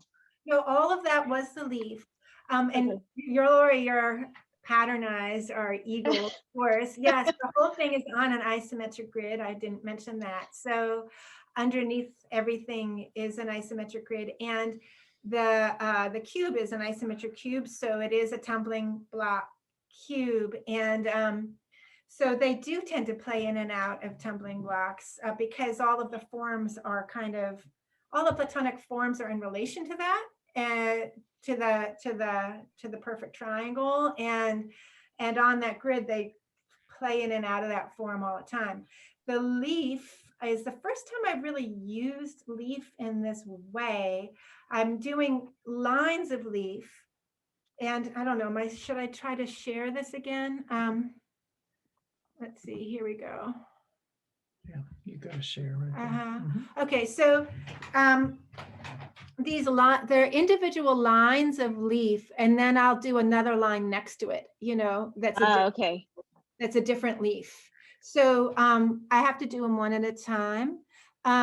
Some of the leaves, like this pink leaf, is actually, it's silver, and it's dyed in Japan, that I can buy that color. And that's also true of this blue. But the green is aluminum that I'm toning with a kind of ink. And also true of the orange and the red and the other ones. So it ends up being kind of a palette. That feather one that had that pale purple, that was a Japanese one. I'm also using gold, like different veins of gold here. I had the whole palette of gold here somewhere for one of them, which I don't know where that is. But you know, I have like kind of here, speaking of studio visit here, makes it easy. Yeah, give me a gold, yeah. There's like Yeah. all of these little chips of different colors of leaf. You can buy different carrots, palladium, you know, here's the blue. So I kind of have, this is the first time I've used like a whole palette of just leaf to denote the different mirrors and their shapes. Right. And one other question, how open are you to changing things like midstream? Like, do you usually start your piece and you really have a clear idea of where it's headed, or does it evolve a lot while you're working on it? Oh my goodness, you know, I never know what they're going to look like. That's way too complicated for me to know in advance how things are going to fall over each other or anything like that. And this work ends up being revised quite a bit. Like, that's why I don't have shots of anything, because Right. I just changed the gilding on a whole bunch of them, or I've like worked back into them. There's this one that I'm about to do a whole nother gilded layer on that I thought was done. I'm really still figuring out the kind of dynamics of how these different forms of repetition are engaging with one another. And I think that's going to be fleshed out more when I go bigger. And I have a bunch of work that is in this flat file that I don't have up right now, but I think that this kind of level where I'm at right now is kind of laying out the elements of the series, which I feel like I've done. And then at least a hint on how they might stack and how they engage with each other in mid-sized works. So I'm going to make, I think, at least 2 more mid-sized works, and I have about 7 now. And I'm working into a couple. And then I think I'll have a show of those. And then I'm going to marble paper big and do a whole series of these that are exploring these dynamics bigger, because there's not enough room on the page for me to stack all the elements in together, let alone explore like what the breaking apart might be versus the kind of density questions versus Plato has this great section in how he talks about how forms sift each other into categories. And I'm kind of fascinated with this whole like stacking and sifting idea in terms of how matter gets organized. So anyway, so I think that'll be the next round of work. But oh my goodness, I noticed we're getting kind of late and Chris hasn't even gone. There's no rush. No rush. Can I say one thing? Yeah, we're not in a rush. We're here. I'm here. We're all here. We could. Hey, Zoe, I mean, I think I understand from watching your work over the years, it's sort of like this, you establish a certain amount of stakes within the work. It's sort of like this high stakes game that you're playing where you don't know what's going to happen, but you have a certain framework, and then you let things unfold, and it's that puzzle that you need to figure out. No one else can figure out the way you do, but that seems the sort of fun of it and the challenge and the risk of it. Like, I feel like there's like a certain stakes in your work. It's so, they're so fine, and yet they're so challenging, and they're so, I don't know. I liked Lori's question, and I liked how you're talking about it. And I always look forward to seeing how you like solve these very intricate problems, you know? They're kind of like it feels like I know that I'm creating all of these parameters, but it doesn't always feel like that. It feels like I'm trying to discover what's inherent in the puzzle, like what's inherent in the structure, and how I can unlock it somehow. Like, what are the levers that I can pull to release that dynamic or something, you know what I mean? So it's challenging to figure out wait, how does this really act? And how does this form kind of like, what is the arrangement that allows it to kind of show itself or something? Like that was so crazy about this. You know what? Like this is a single feather. That painting, this is a single feather. And it's so crazy. Like I learned for the first time, like, you know, this is, I think, the same form as an iris, isn't it?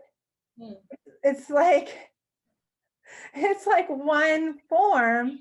When you mirror it, it makes that's, I mean, to me, that's what I'm saying in the sense, like I know I'm the author of it, but I'm not really. I'm kind of like, oh, that's how the thing's made. You know what I mean? Like, I didn't know that was how that there was a pyramid mirror inside an iris. Like, you know? That's the thing about painting, is that sometimes painting takes over and the paintings tell you what they need. Exactly. There's that sense that it's sort of out of your control and it sort of takes on its own life. That I've always felt that painting then starts to ask you what it wants. Exactly. Yeah. I think more scientists ought to be painters, because I think visual art, as somebody said apropos of Naeem's work too, it sees into the future. And I think when you arrange things visually using a certain kind, I mean, some acute analysis, but also intuition, you see forms in a clearer way than a pure scientific, like microscope could reveal. It reveals more because you're allowing the unexpected in a way that empirical research doesn't like to do. So I think you actually see more that's of use, not only to artists, but to how we understand how the world is put together, just in this micro world is put together. Obviously, we understand through painting a lot about how the human world is put together, but I mean, in this micro scale, it's very revelatory, really. You know, I mean, you discovered a kind of role of symmetry by just using the mirror that revealed the complexity of these forms that we might not see as about symmetry unless we did it the way you did it. That's just one example. Yeah, the physical doing it, right? It's like Still doing it, right? Yeah. There's a concept, Zoe, I'm sure you know about it. It's supersymmetry in physics, which is the idea that there is a doubling of everything, a symmetry to everything. It is the under structure of the universe. Supersymmetry is the universe, in fact, kind of exploded outward like this. And we see it in our own bodies as well, right? The bilateral symmetry.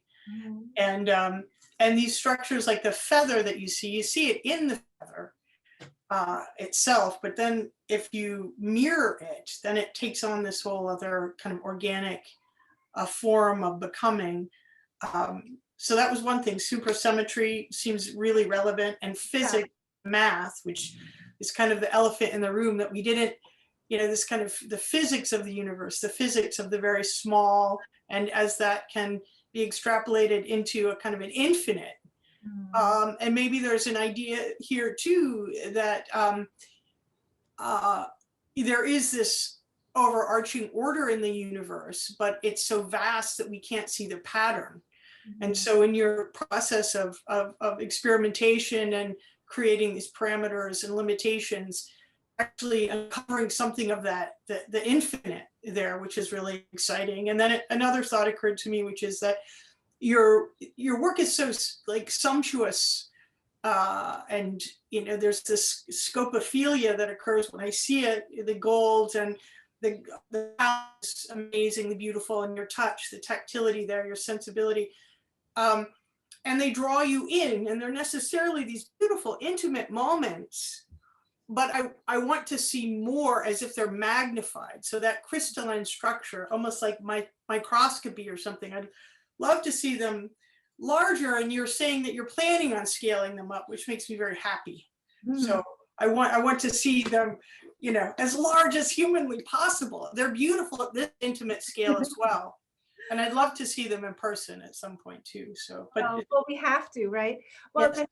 I have I have kind of a tenant, which is that I never change the scale of a form once I set it, but the paper can change size.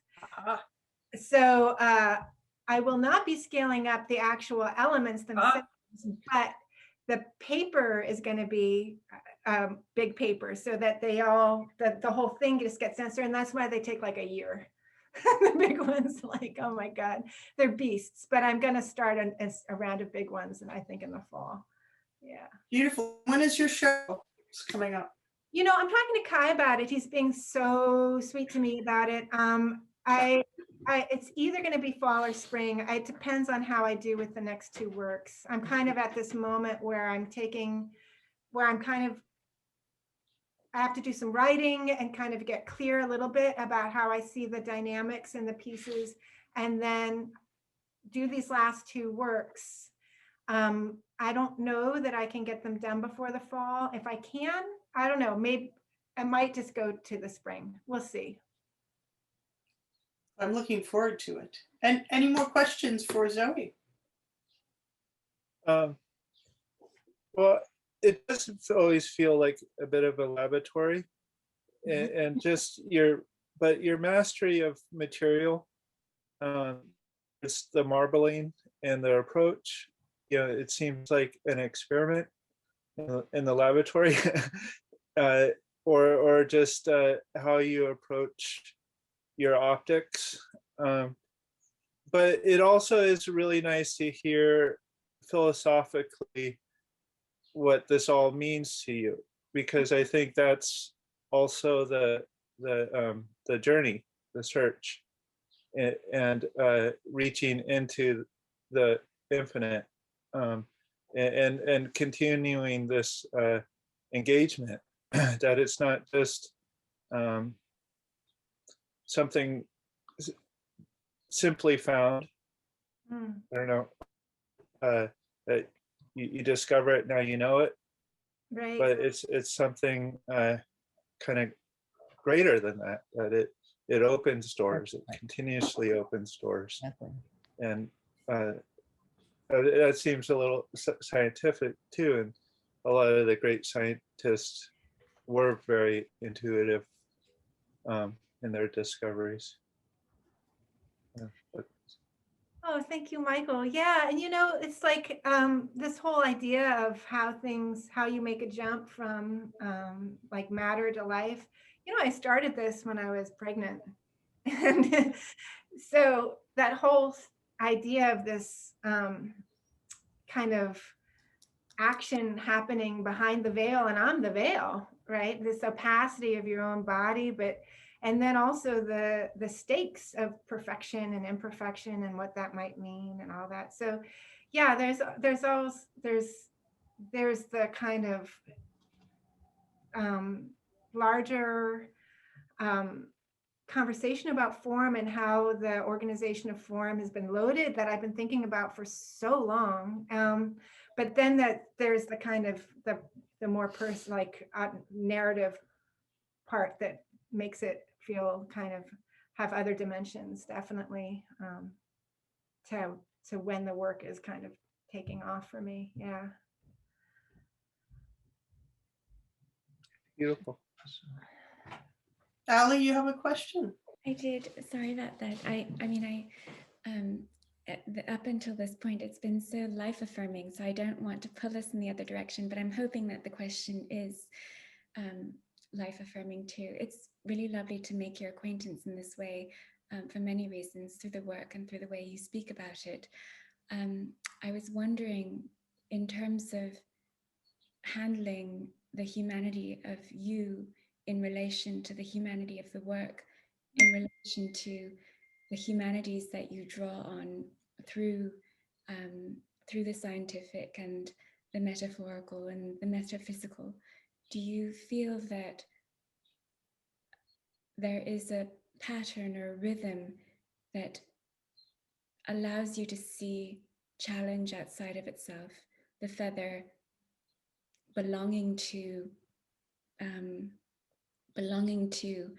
the animal from which it came, the ink and the pigment belonging to the origin that may actually have much more to do with what it means to be with a mother? Is there a mixing of synthetic color, I mean, not synesthetic colors in the process? And at what point do you have to reconcile stoppage? Stoppage because you can no longer repeat because the systems of patterns are overwhelming you, or you can not keep going because the hand becomes jittery over something that is meant to be perfectly geometric. Do you have to stand up and sort of recoil and find your own origin again? Well, it's so nice to meet you too, and thank you for the beautiful question. Well, there's a lot of parts of that. I definitely find that each material thing that I'm using has its own load, right? Has its own kind of subjectivity in a way. Like I said, the individual pigments, even though I ended up mixing a lot of pigments like that Caput Morton was actually very temperamental to work with. So I ended up mixing kind of colors around that too, to work with. But the history of each color is definitely like, and I do make my own paint for part of it. And so and each, all the metals, they all have such personality. The feather, the found, all of these, like I said, there's a way that the matter ends up being kind of floating between subject and object to me. So that is definitely true. The dizzyingness of pattern is kind of an ongoing subject of my life. And the limitations are my own physical limitations or mental limitations. Like I feel like when I first started working with pattern, I realized that it creates kind of an infinite space, like that there's something in our way that we're built, maybe neurologically or psychologically or both, that if we can sense a repeat, we can allow another level of information. And I've been testing that theory for some years, so that you can keep putting images into the picture plane, I feel, indefinitely, if there's an underlying structure to it. I've only managed to get maybe into the teens just because of, I'm not a vampire, but if I was, I would go for 100, you know, I don't know. I think that the stoppage does come with just, you know, my own physical stamina. But at the same time, I am a slow burn. So like, you know, the original series was 10 years ago. I'm working with drawings over the span of many years. I kind of hold a theme and it evolves in my mind over a lot of years. It doesn't seem to fall off for some reason. So I'm a kind of stewer in it, and things kind of get revealed to me even just yesterday. You know, I'm like, oh, you know, why did that take me so long to see how that could unlock something? And so, and that way the stoppage is, I mean, I'm a mom, and so I'm working in kind of guerrilla attacks on the work that aren't many hours at a time. I gotta come on. And then I have to wait until the next day. So there's like a cumulative thing to it. But the big ones are beasts in that they can get really dense. And I mean, what I've told myself when I get really, when the pattern is like, it's like months of this I have to do, is I say, you know, if I wasn't painting this, I'd just be painting something else, right? It's not like I'm going to be done. I'm a painter. So I might as well give it what it needs, right? But I don't know if that answers your question. It really does. I mean, the suspension is, it's overwhelmingly peaceful. And it's lovely. Thank you very much. Thank you. Maybe I should All right. I like Thank you so much, Zoe. That is good. Christopher Shade. Welcome. It's so good to be in your studio today. Thank you for having us. Yeah, of Great. course. Yeah. Thank you so much, Anna and Catherine, for putting this book together. I mean, it was a total honor to be a part of it. You can be in frame or whatever, I don't know. She's scooching. Yeah, and to be with all these artists. I mean, Naeem and I are like dear old friends. I've got questions for you later, but you know, I was thinking about Baroque space with your new ones, you know, felt like, anyways. Yeah, so, and thank all of you so much for coming and being a part of this.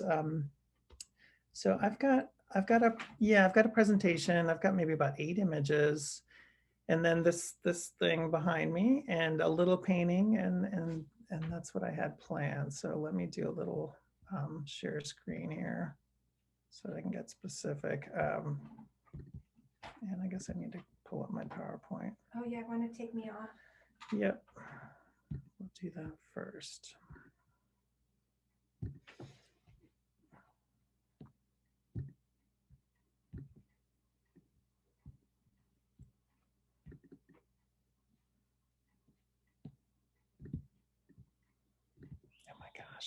Like Naeem was saying, it feels like I live on Zoom. I teach to pay the bills too, so it's just like, but it's amazing we can do this.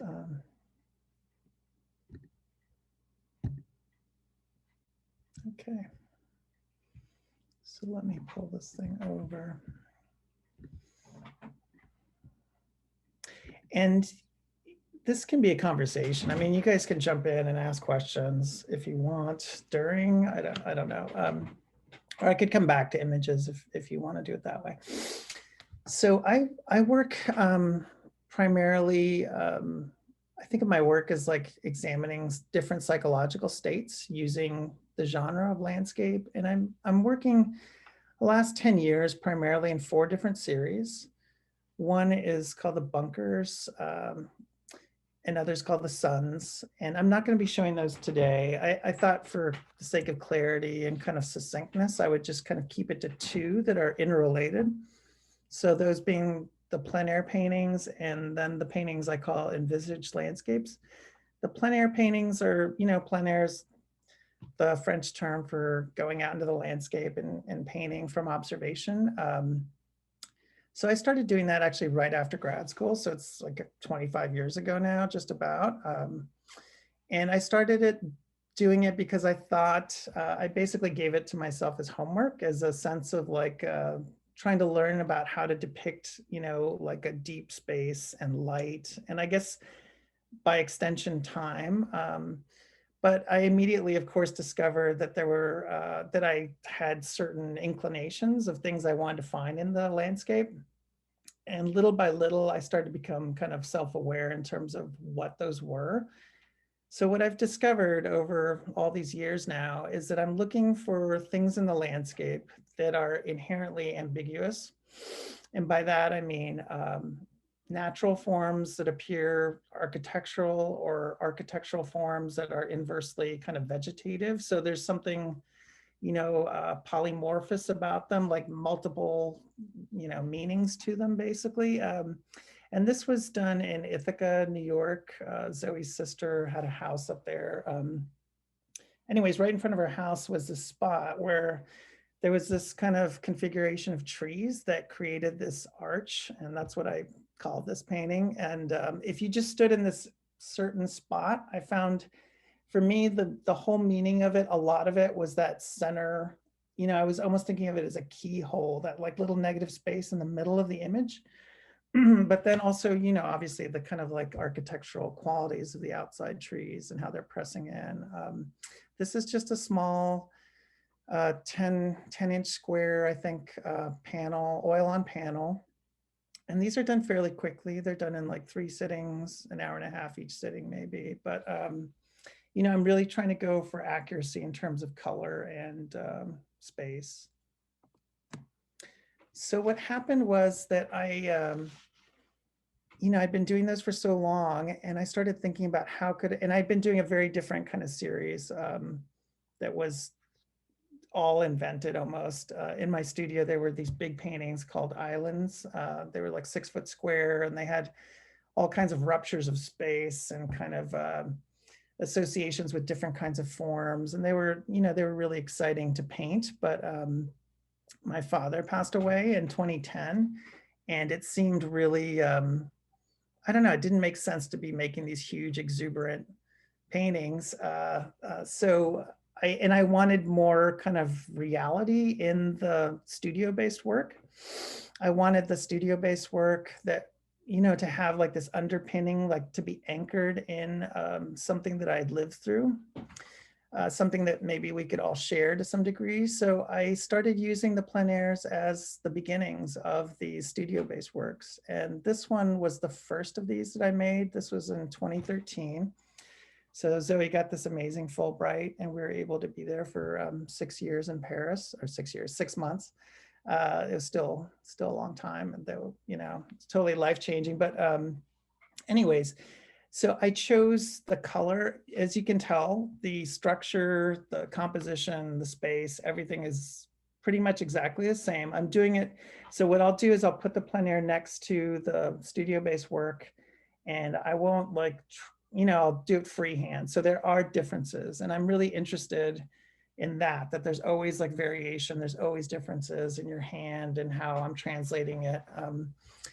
And then for the color, I chose the color. I also thought, okay, the color is going to be based on something also experienced from life. So I chose colors that I was seeing in Paris in public spaces, and things that I thought were very like characteristic of the city.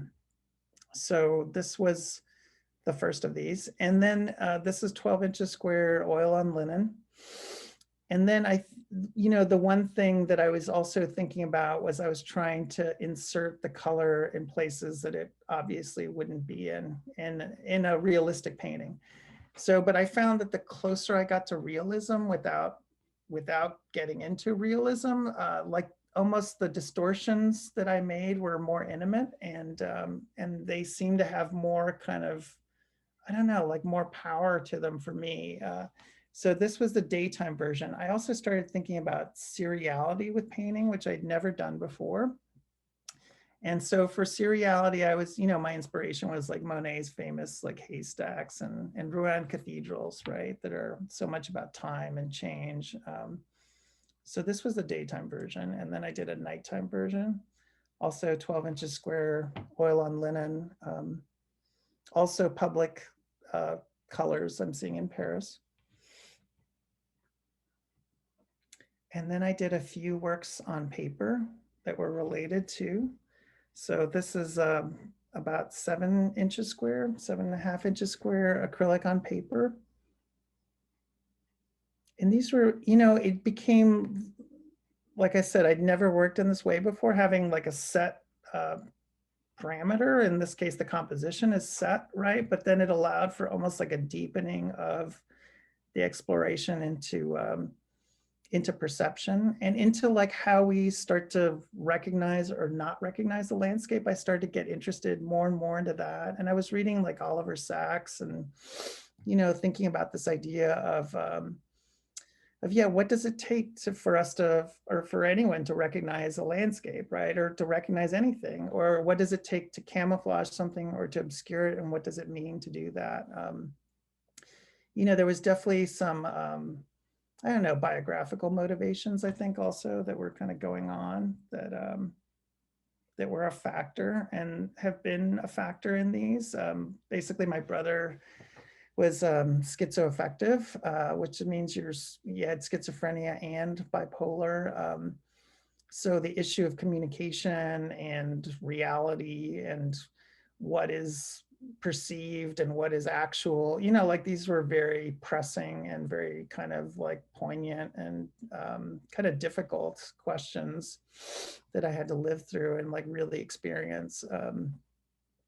So this is a little graphite 7-inch square drawing. This is the one that's always like, you can't ever sell this one. So so we framed this thing up, and it's up in the, I don't put up much stuff in the house that's mine, but this one's up.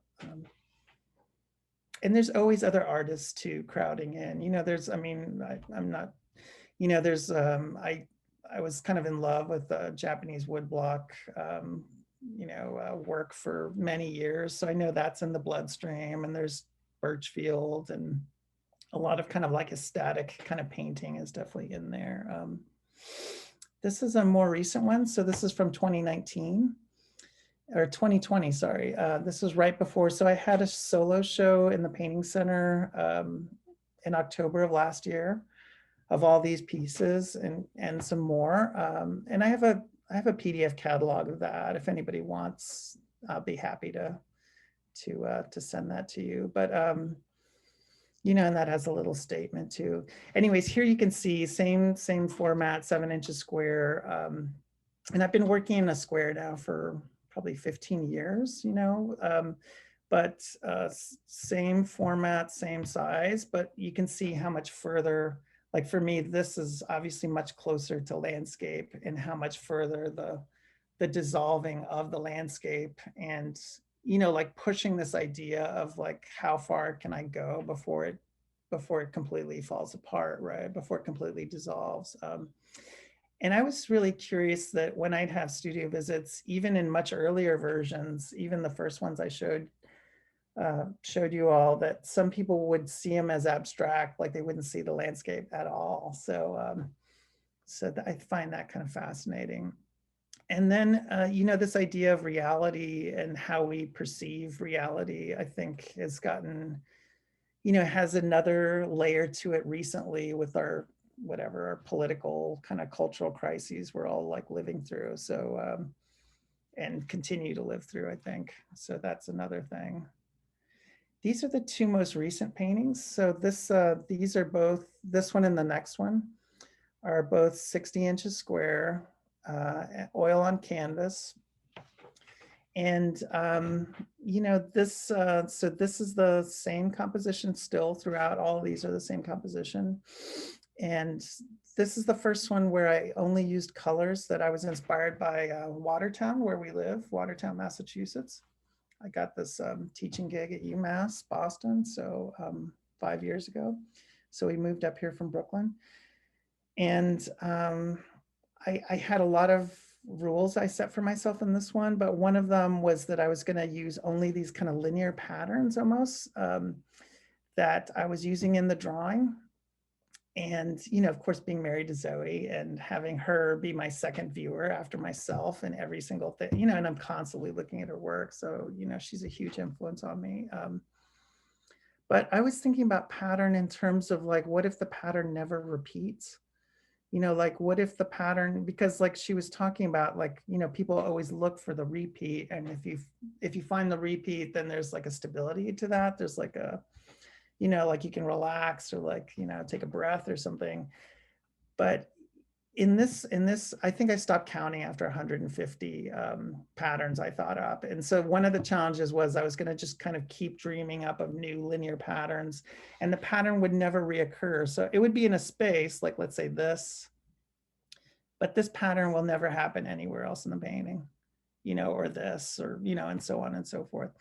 So I was thinking about it almost like that the pattern kind of adds to the slippery quality of the painting, and that you can't ever, you know, it makes it even harder to kind of like get a handle on like, what is this thing? And like, and have it just be constantly changing. And then in terms of that, there's also like a continual shift in ways of applying paint and speeds of painting. Like this is extremely fast, you know, and then there's stuff that's like these little cubes, where, you know, it took a really long time. So that whole quality too is in there.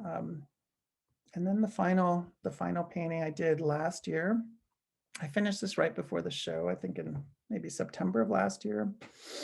And we can look at I mean, it's getting a little dark in here now, but we could look at the real deal also for scale. I thought it might be kind of interesting to see that's why I pulled it out. And you might get an idea of surface a little bit in that.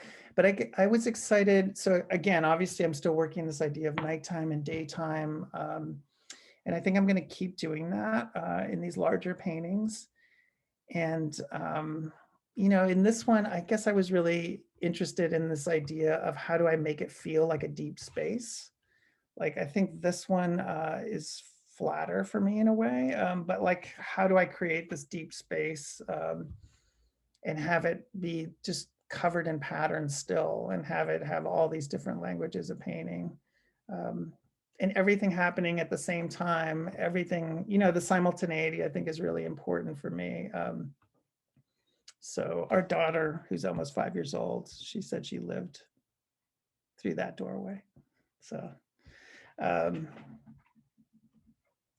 don't know, like I could open it up now, or I could show you the real deal too. Here, let me do this. I'll stop sharing and I'll walk over there a tiny bit. Yeah, that light is beckoning us back into your studio. Yeah, like I said, it might be a little dark, but also to give you an idea of scale, like this is the original, right? Or whatever, the start of this whole thing.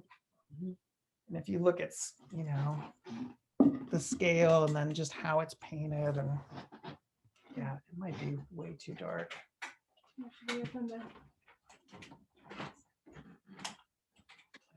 That may make it worse.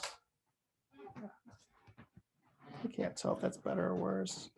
But, there's all kinds of different ways of painting, different languages of painting. There's reductive stuff going on, like me pulling paint off. There's me adding. Yeah, there's graphic sections. There's kind of modeled sections. And this is taking me about a year to make these, so. It's oil? Yeah, it's oil on canvas.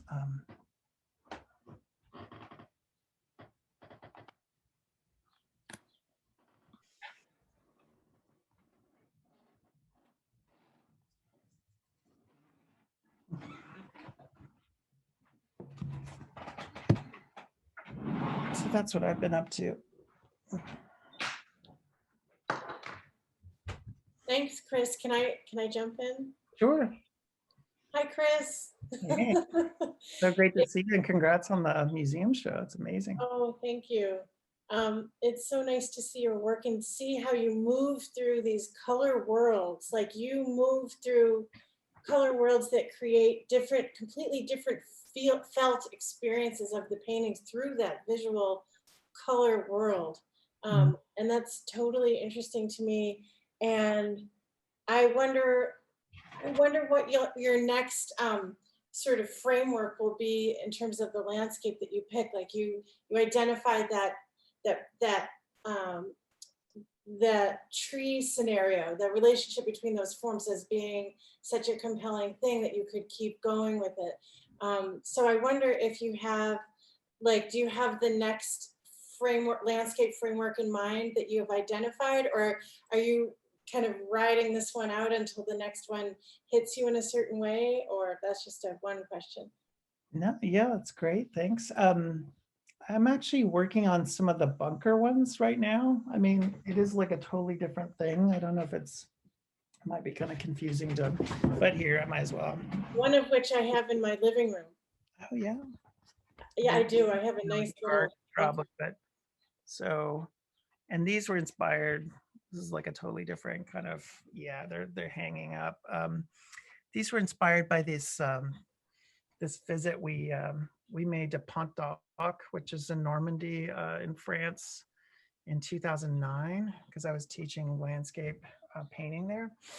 But I just found them to be such kind of great, kind of ambiguous landscapes in and of themselves. They looked like they were some weird sci-fi robot coming out of the ground, or they look like some ancient, megalithic architecture from 5,000 years ago. They didn't look like 1943 when they were built.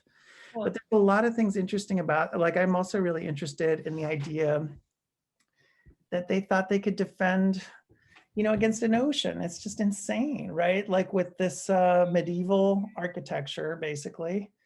and the ships just like shelled the crap out of them from 20 miles away. You know, there's something about that that I find really compelling. And then, you know, people lately have been telling me how, unfortunately, how kind of relevant those bunkers Yeah. are feeling to people who have been like trapped in their Yeah. houses for 14 months and afraid of like an unseen exterior threat, right? Yeah. So it's so right now I'm actually trying to finish those 3, and then I'm going to make 2 new bunker paintings because I'm kind of working towards I'd like to have a show of those next. I So- always think of those as the studio. I just assume that the bunker is the studio. Oh, really? Whenever I look at mine in my living room, like, that's like little art. That's the artist studio. You know what's going on in there. Yeah, yeah. It's interesting to see what people see in them. So yeah. Yeah, so I like to hear you talking more about it because I just have that. I always think that whenever I see mine. Mhm. There was another question that disappeared. I would love to have a catalog, Oh yeah, yeah. Of course. if I may. Yeah, yeah. I No, could send you a poster for my show. It's kind of postery though. I'd love. Yeah, no. Postery sounds super duper. Put it up. And when I think of my next question, I'll bring it up. Sure. You know you're in next landscape. Yeah, I do. I do know. Yeah, as I was prompting. Yeah, the next landscape I've been fantasizing about for. I'm gonna make a fiery like fall. You know, because up here in Massachusetts, the fall is outrageous. So it's like I'm from Austin, Texas originally, so it's not the case in Texas. But up here, it's just like, you know. So the next one is going to be like on fire. The colors of the fall here, and I think I'm going to try and take what I learned with this one and apply it to the next daytime one, which I'm going to try and make that kind of depth, like but through darkness instead of light, you know. So instead of like radiating light, like receding darkness. So I just remembered my question, which is that you mentioned that there's kind of this biographical component that could come into play. Do you, with the series with this tree key lock key formation, is are they titled? Do you ever title things that might sort of give an aspect of the biographical, or I don't think you do that. I think they're pretty neutral. they're super neutral. Yeah, I kind of got into, I think I really liked, I remember in the Pompidou, like seeing like these Picasso paintings from the 40s, which I think are my favorites of his, like during the war. And they're always just like table with jug. You know, they just have like the most just like boring titles, but then the painting is like this crazy. And I remember thinking I really liked, because when I was much younger, I would try and think of these poetic kind of titles, but I think now I'm kind of into this. But now they're kind of very factual. So this one, they describe the place and the time, because that's, you know, a lot of what they're about. So this one is like Ithaca / Watertown winter night. So it's just very like, you know, laying out the seriality of them. So. But in your tree forms, I do see kind of a figuration, like I end up seeing that. I think regardless of your mention of biographical stuff, I think I would end up seeing a connection between 2 forms, a kind of like a connection. So. Yeah, well, Venko always talks about like that he's just making figure paintings when he was doing landscapes, and I kind of really feel I totally understand that. That's how I feel. I'm basically just making, because I was a figurative painter for whatever the first 40 years, almost 30 something years. So yeah, but feels like I still am making figurative paintings, sort of. I'm interested in going back to what you mentioned regarding perception and schizophrenia and bipolar, and as a component of perception, but every individual, of course, has their own perception, but also just the opticality of perception that's evident in your work with color and light. So could you address perception a little bit more in depth for us, please?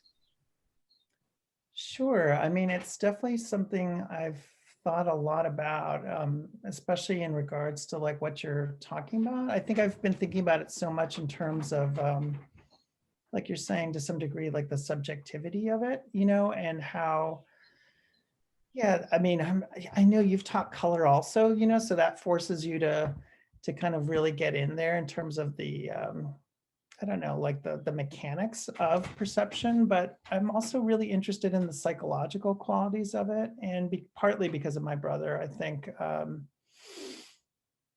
yeah, like what that means, like what does it mean? Like what do we share when we look at something, like how much of it are we actually like experiencing it in a similar way even, right? And I think what was really challenging, I guess, about being with him, I mean, so once in a while it would be kind of illuminating too. It wasn't always negative. Like he would have like insight that sometimes, occasionally, that was kind of amazing because he didn't have these conventional kind of ideas about things, and everything, the barriers that we all have, I think, which makes sense, were completely dissolved for him. Like a sound, a sound outside was completely connected to this conversation, which was connected to a color over here, which, and everything had a symbolic import, and everything got synthesized into a whole different way of seeing. So I learned a lot from him in terms of that.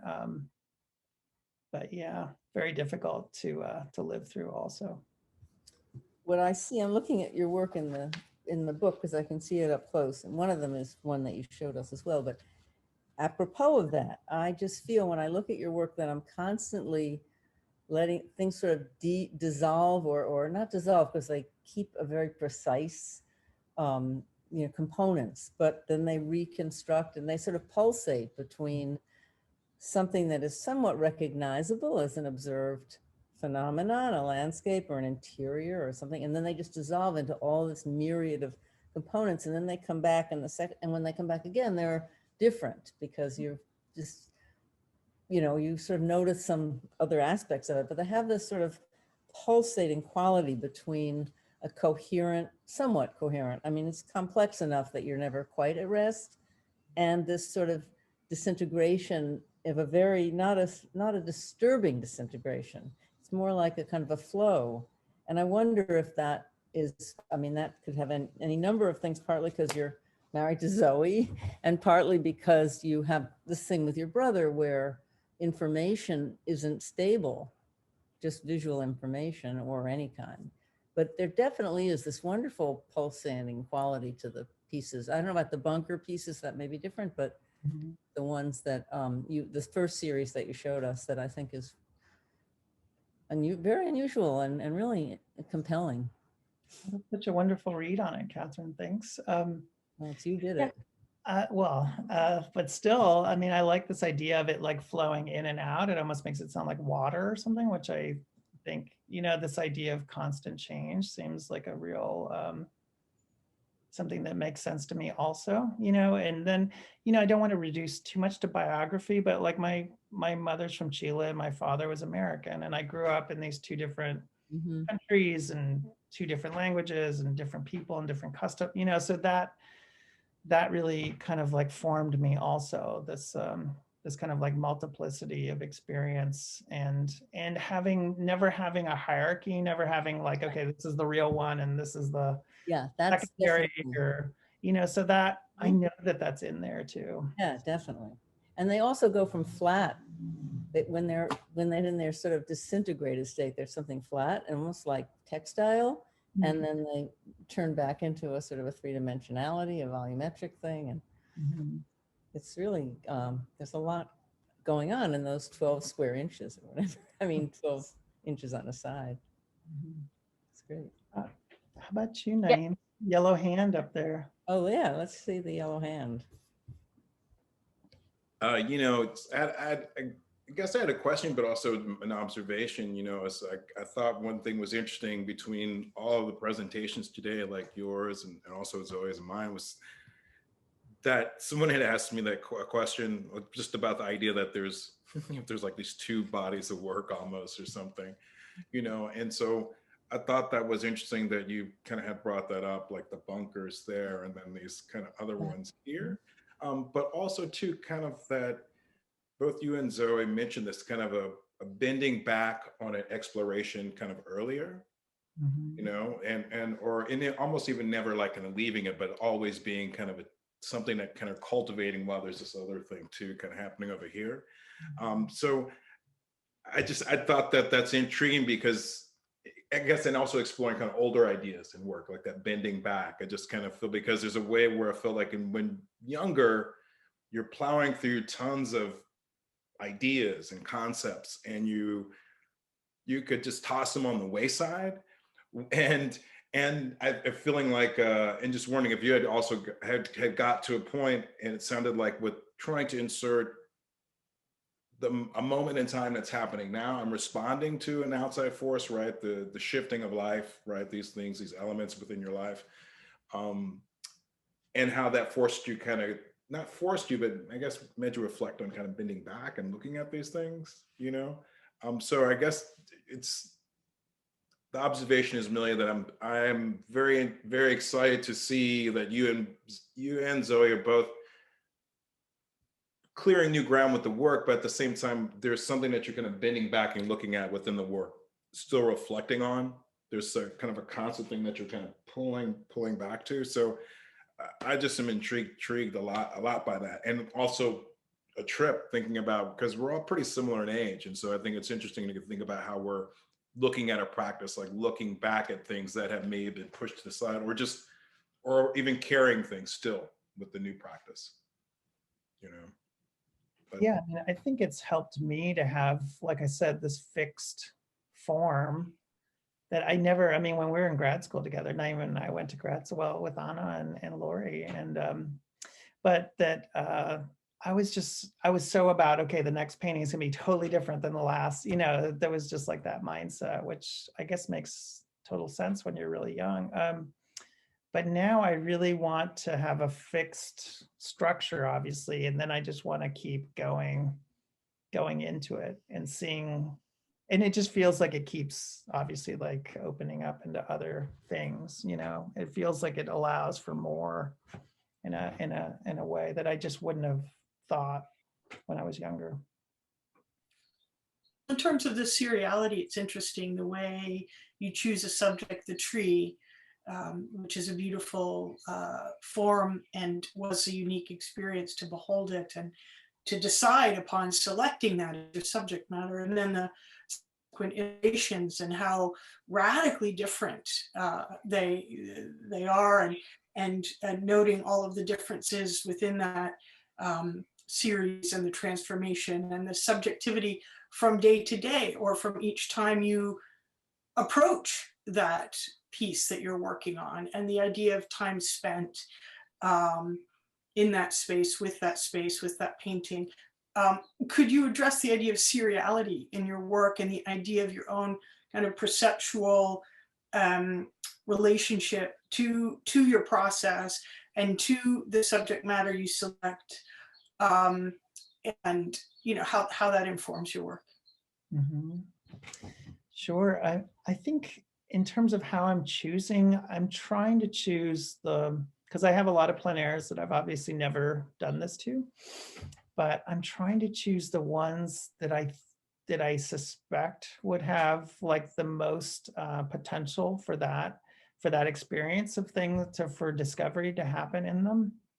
So for example, since we moved up here, I mean, partly just because I'm in that process of trying to get tenure, and we had Azalea, our daughter, but I haven't been making many plein air paintings, but I finally found a spot in these nearby woods where there's these two trees that are fallen over each other, and they're both like, it's almost like forming a lattice. And it just seems like that is the first thing that I found up here that I'm like, okay, that I could do. And maybe it allows for what I'm hoping for, you know. So a lot of it's intuitive, but I guess I've become aware now also of, okay, you know, why I'm choosing things to some degree. So there's a formal recognition that this could lend itself to these iterations and this formal interest and geometry or architecture that could hold the attention, my attention. But also it seems there's a kind of a physical connection that you have to make, where you find that this is a place, this feels right. Right. And then also that there's like a real tension between what you can identify. You know, this is obviously like two fallen trees, but also that it's creating this completely this thing that you never normally see in a forest. You know, even though obviously in a forest you see like so much complexity, but that there's something that it's not quite architectural, but it almost looks plant. You know, it looks like I'm saying like a lattice. It forms a grid. There's something very like not natural about it, but it's, so both things are very present in this one form. So I guess that's what I'm looking for. And that's what I found in that thing. But so Chris, what's interesting to me is how you find those moments that are very particular to what you, they're very particular to what you would find. And that's what makes you interesting. Like your other moments like that, I remember in other Paris paintings where there was that like 500-year-old tree that was doing a thing that you picked out as being something that was doing the same thing. It was not quite the same thing, but that's also the series, is that you're picking out these moments that are sort of rich for further exploration because you don't maybe really know what it is that is, and that's interesting because you're going after it. Like, right. So I've seen you do that in different ways, and I think that over time that will continue to happen, it seems. Yeah, I'm not sure how it changes as I become more aware of it, but I think I'm still obviously responding like intuitively too, like in a very, and I think for me, that's always been really powerful in terms of like what I choose and how I paint and all of that. And I don't, you know, I actually think it's something that I kind of like want to take care of or like encourage in myself, you know, so.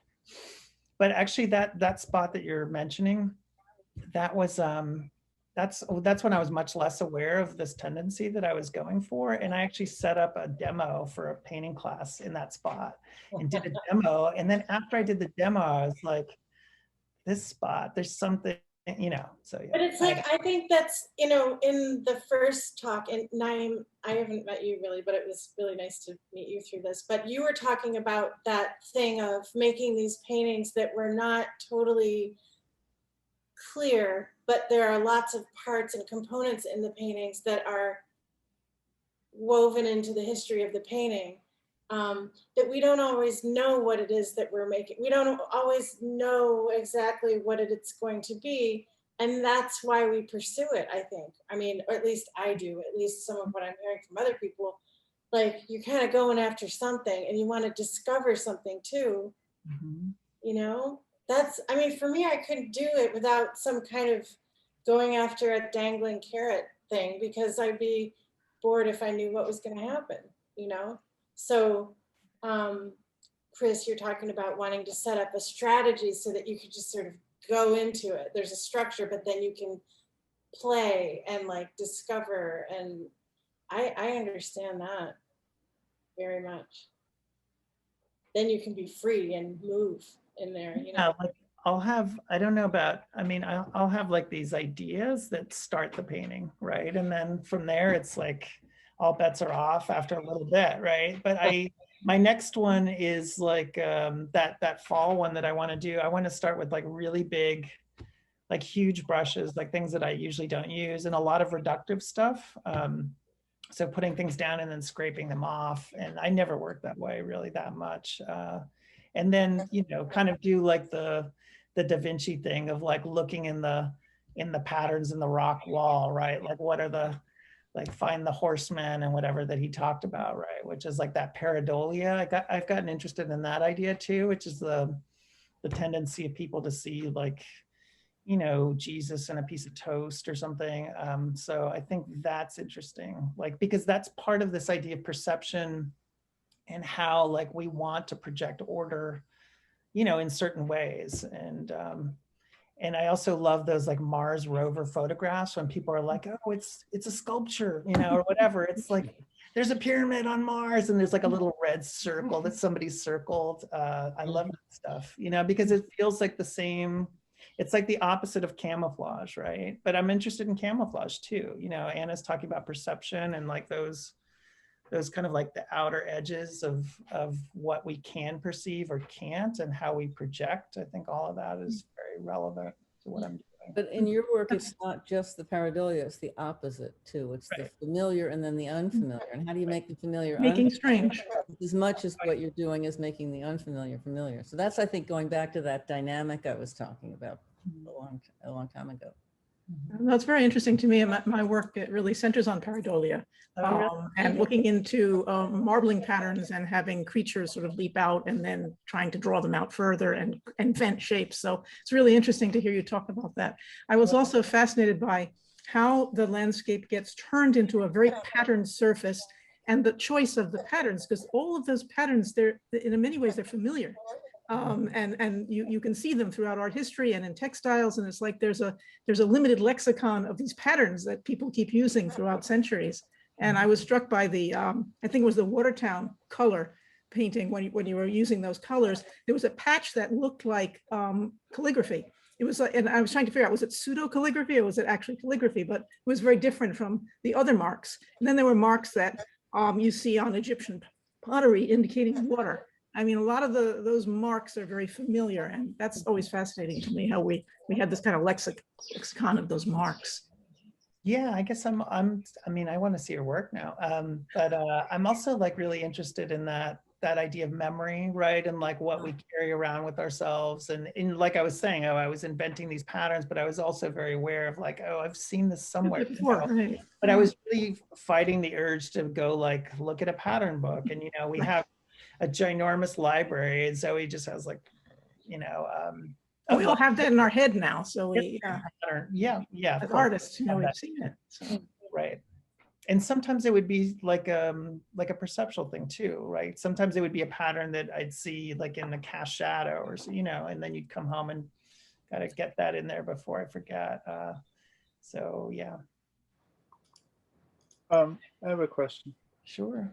I feel like you've addressed this, but maybe you could elaborate on it a little bit more. Just the central tree and the little pocket right next to it, there seems to be a relationship there. And how do you perceive that central tree, and just the fact that the whole series started when your dad died, and how you've used this series to kind of locate yourself in a new place, whether it's Boston or Paris. And so you've kind of identified with the overall pattern to that place. But what is it that central tree is so core, and whether it's figurative, but beyond that, does it have some direct meaning to you? That's such a good question. And I love the idea of like locating myself from because obviously that's part of what I'm doing. But I guess I've never exactly framed it that way for myself. You know, I'd have to think more about the tree. I mean, obviously it was the whole relationship. It was those two, you know, the two trees in the middle and like that shape they're making. I think that was because, you know, just like any negative space, you'd step like 6 inches one way or the other and that's lost or it's gone, right? So it was like, and I remember like when I found the spot, I was just like that, you know how it is. Like you have this like very specific urge, like Sue is talking about. It's like intuitive, but it's like extremely powerful, and I felt that for that relationship. So, but It's almost like the heart. I mean, in the painting right behind you, it's obvious that negative space, but then there's that earlier one where it was blue, and in the first one where it was green, you know, and just. It's a tree, but it's not a regular tree, right? It's very just that line is how do you perceive that line? You know, it could be perceived in different ways, I think. Right. whether it's figurative or, like mapping. mean, part of the ambiguity might be the appeal too, right? That might have been part of the drive right. to choose it. I think that's what I was talking about with the lattice a little bit, right? Where it's Right. like, it seems super specific, but then you're not sure what the specificity is coming from. Is it from the form itself, or is it from your own associations or ideas about form? Right. And or is there like an inner reason that you're really like anchored on this? Right. It's not so random.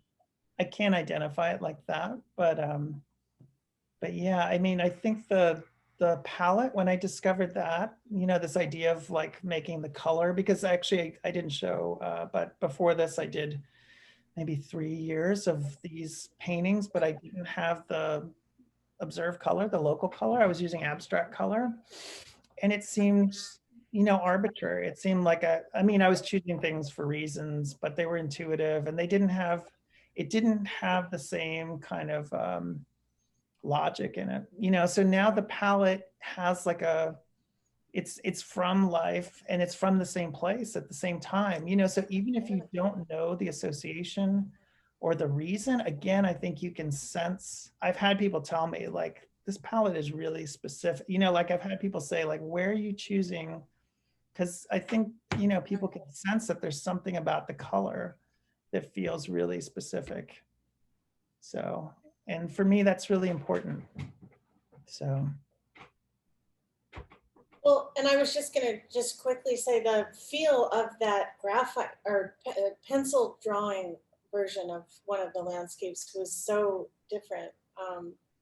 The kind of soft, grainy, and yet totally patterned and kind of flattening of the space just had, like, each one has such a different feel to it. And I find that powerful. Like, it's, I guess my hope with that is that when I get to show them together, they all, not only are there, sections in each individual work that kind of, I don't know, complicate, an understanding of any individual one, but then the sum total of them will also complicate each other, so then, and I find that because when I first started doing these plein airs and I would tell people, I mean, this was a long time ago, right? 25 years ago. But I think sometimes I got this reaction that people would just be like, oh, like that it was really boring to make a plein air painting, which is like, oh, this is old hat. This is like 1850, right? But, and that immediately, at first I got kind of annoyed by that reaction, but then I started thinking about, okay, the presumption that it's like totally done. And that made me interested, because then the whole form is like camouflage, like that's another form of camouflage, because I actually think plein air is just like a way of going out and painting, right? It's like you can do anything with that still. It feels like a form that's like completely, you can make all kinds of things out of that. Anyways, yeah. well, that becomes the challenge. Then it's like, oh, if it's dead or something, and oh no, I can do something with that. Like, that's interesting. Right, and that kind of, I'm really interested. I'm also interested in kind of like cliches, and which are also kind of canned ideas, right? That people think they fully understand a form, but then it's something else. So yeah, I'm always interested in that. There's a yellow hand over there. I don't know your name. Hi, Chris, this is Sean. I got on late, so I'm assigned a number instead of an identity. So this is, I'm a writer. And this is the first time I've seen your work. And I'm asking a question which is kind of inspired by Michael's question about the tree.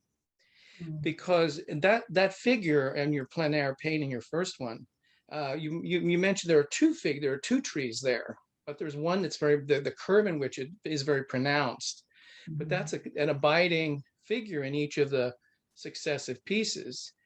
And the thing that struck me immediately as you proceeded to do the series was that it was a depiction of a relation of one tree to the next. And the curve and the one trunk for me was eloquent. And then the color took over for me in terms of depicting the changes of feeling, the changes of perception.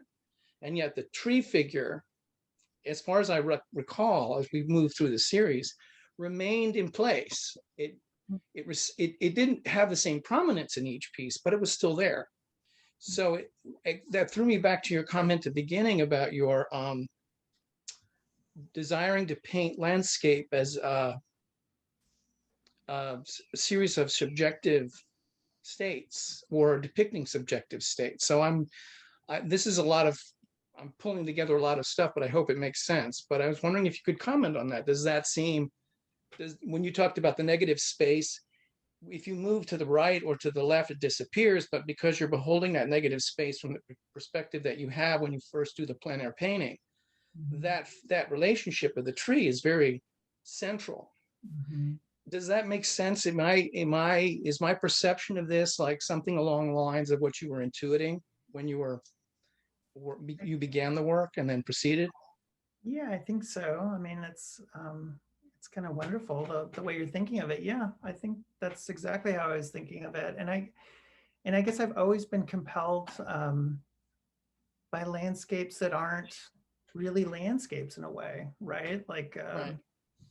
There's like I already mentioned Van Gogh, but there's like tons of people we could probably all mention that are just like, the landscape, again, it's like the plein air. It's almost like camouflage, or it's just like that's the vehicle to get you somewhere else, right? And it's like a psychological state or a perceptual state. For me, I'm hoping it's both, right? That it's that it becomes both. So, Yeah. Okay, thank you. Yeah. Thank you. Yeah. Really beautiful work. Thank you. Any other questions for Chris or Naeem or Zoe in concluding here? Comments? I have a quick question, just with regards to plein air and the multifacets of that space being and presence. How have your COVID dreams fared for you? How so? What do you mean exactly? Well, if to assume we've shared one thing, and that is some form of new isolation, every plein air is perhaps a breath of fresh air, and right. maybe our freshest breaths are when we sleep. Right. But have you found yourself engaged more intensely with your dreams? I don't, I had a vivid one last night that I can't remember now, but our daughter destroys the dream world. I mean, it's fantastic, right? But she shows up at 6:30 and that's it. Like you don't have like that floaty kind of time when you can like, oh, I'm going to write this down, or no, it's immediately like, got to get going. But anyways, yeah, I think the lattice kind of form that I keep talking about, we just went for a walk in the woods with her, with our daughter's friend and her parents. And I saw that again. I'd seen it a couple of years ago and I thought, well, maybe, and this time I saw it and I was just like that, so yeah, maybe it's sharpened, maybe it's sharpened the way I'm seeing the landscape, I hope. I don't know. There's got to be something good that comes out of all this, or little fragments of good. I don't know. It's been so hard. Well, certainly the bunker series seems to directly relate to our collective experience in our own private bunkers or cells. Right. I mean, that's why I'm thinking I'm going to just focus on those for a little bit, and hopefully I can get I've never shown those all together. Michael was planning on showing most of them, unfortunately, and it just didn't work out because of COVID also. So, but hopefully I can do that. That's my next kind of goal. So I think I'm going to keep working that way, kind of going into one body of work and then, trying to get somewhere and then going to the next. So.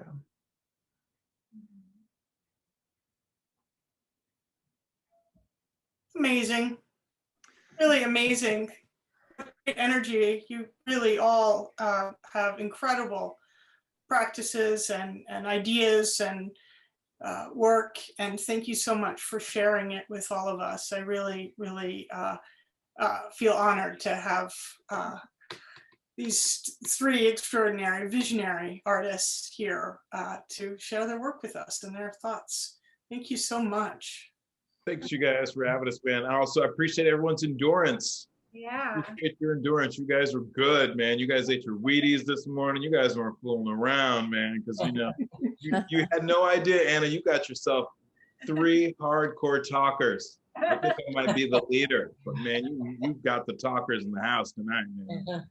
Oh, we can go the distance, Naeem. You have to join us. That's good. Again, please join us again. Yes, long form. Definitely worth it. It was great stuff, Chris. And Zoe. Really Sue Havens, I think your cat should meet my cat. Oh, They've both been sitting here. They don't mind the endurance. They're listening to the whole thing. there he is. Yep, Yeah. same thing, same cat. Yeah. Cats are great for pandemic times. Right. But Oh, so yeah. is art. And you guys really are you're like a sustainability project, really, for us to get doing during this tough time. Thank you all. Yeah. How you made articulate this great big long, over a year of confinement is very, very inspiring. So thank you so much. Great Can to I say something to Naomi? Naeem? Hey. Naeem? Sorry.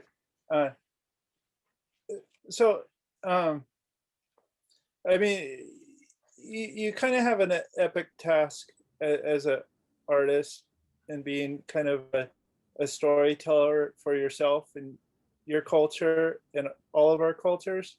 And I think, I mean, ultimately, when when you hear words from Martin Luther King or something, they don't just resonate with the individual or Black culture, but all humanity kind of needs those words as a reference point to truth, right?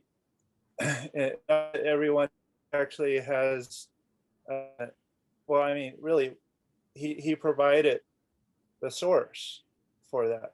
That was really unique, right? Not everyone is that eloquent or to state truth in that manner.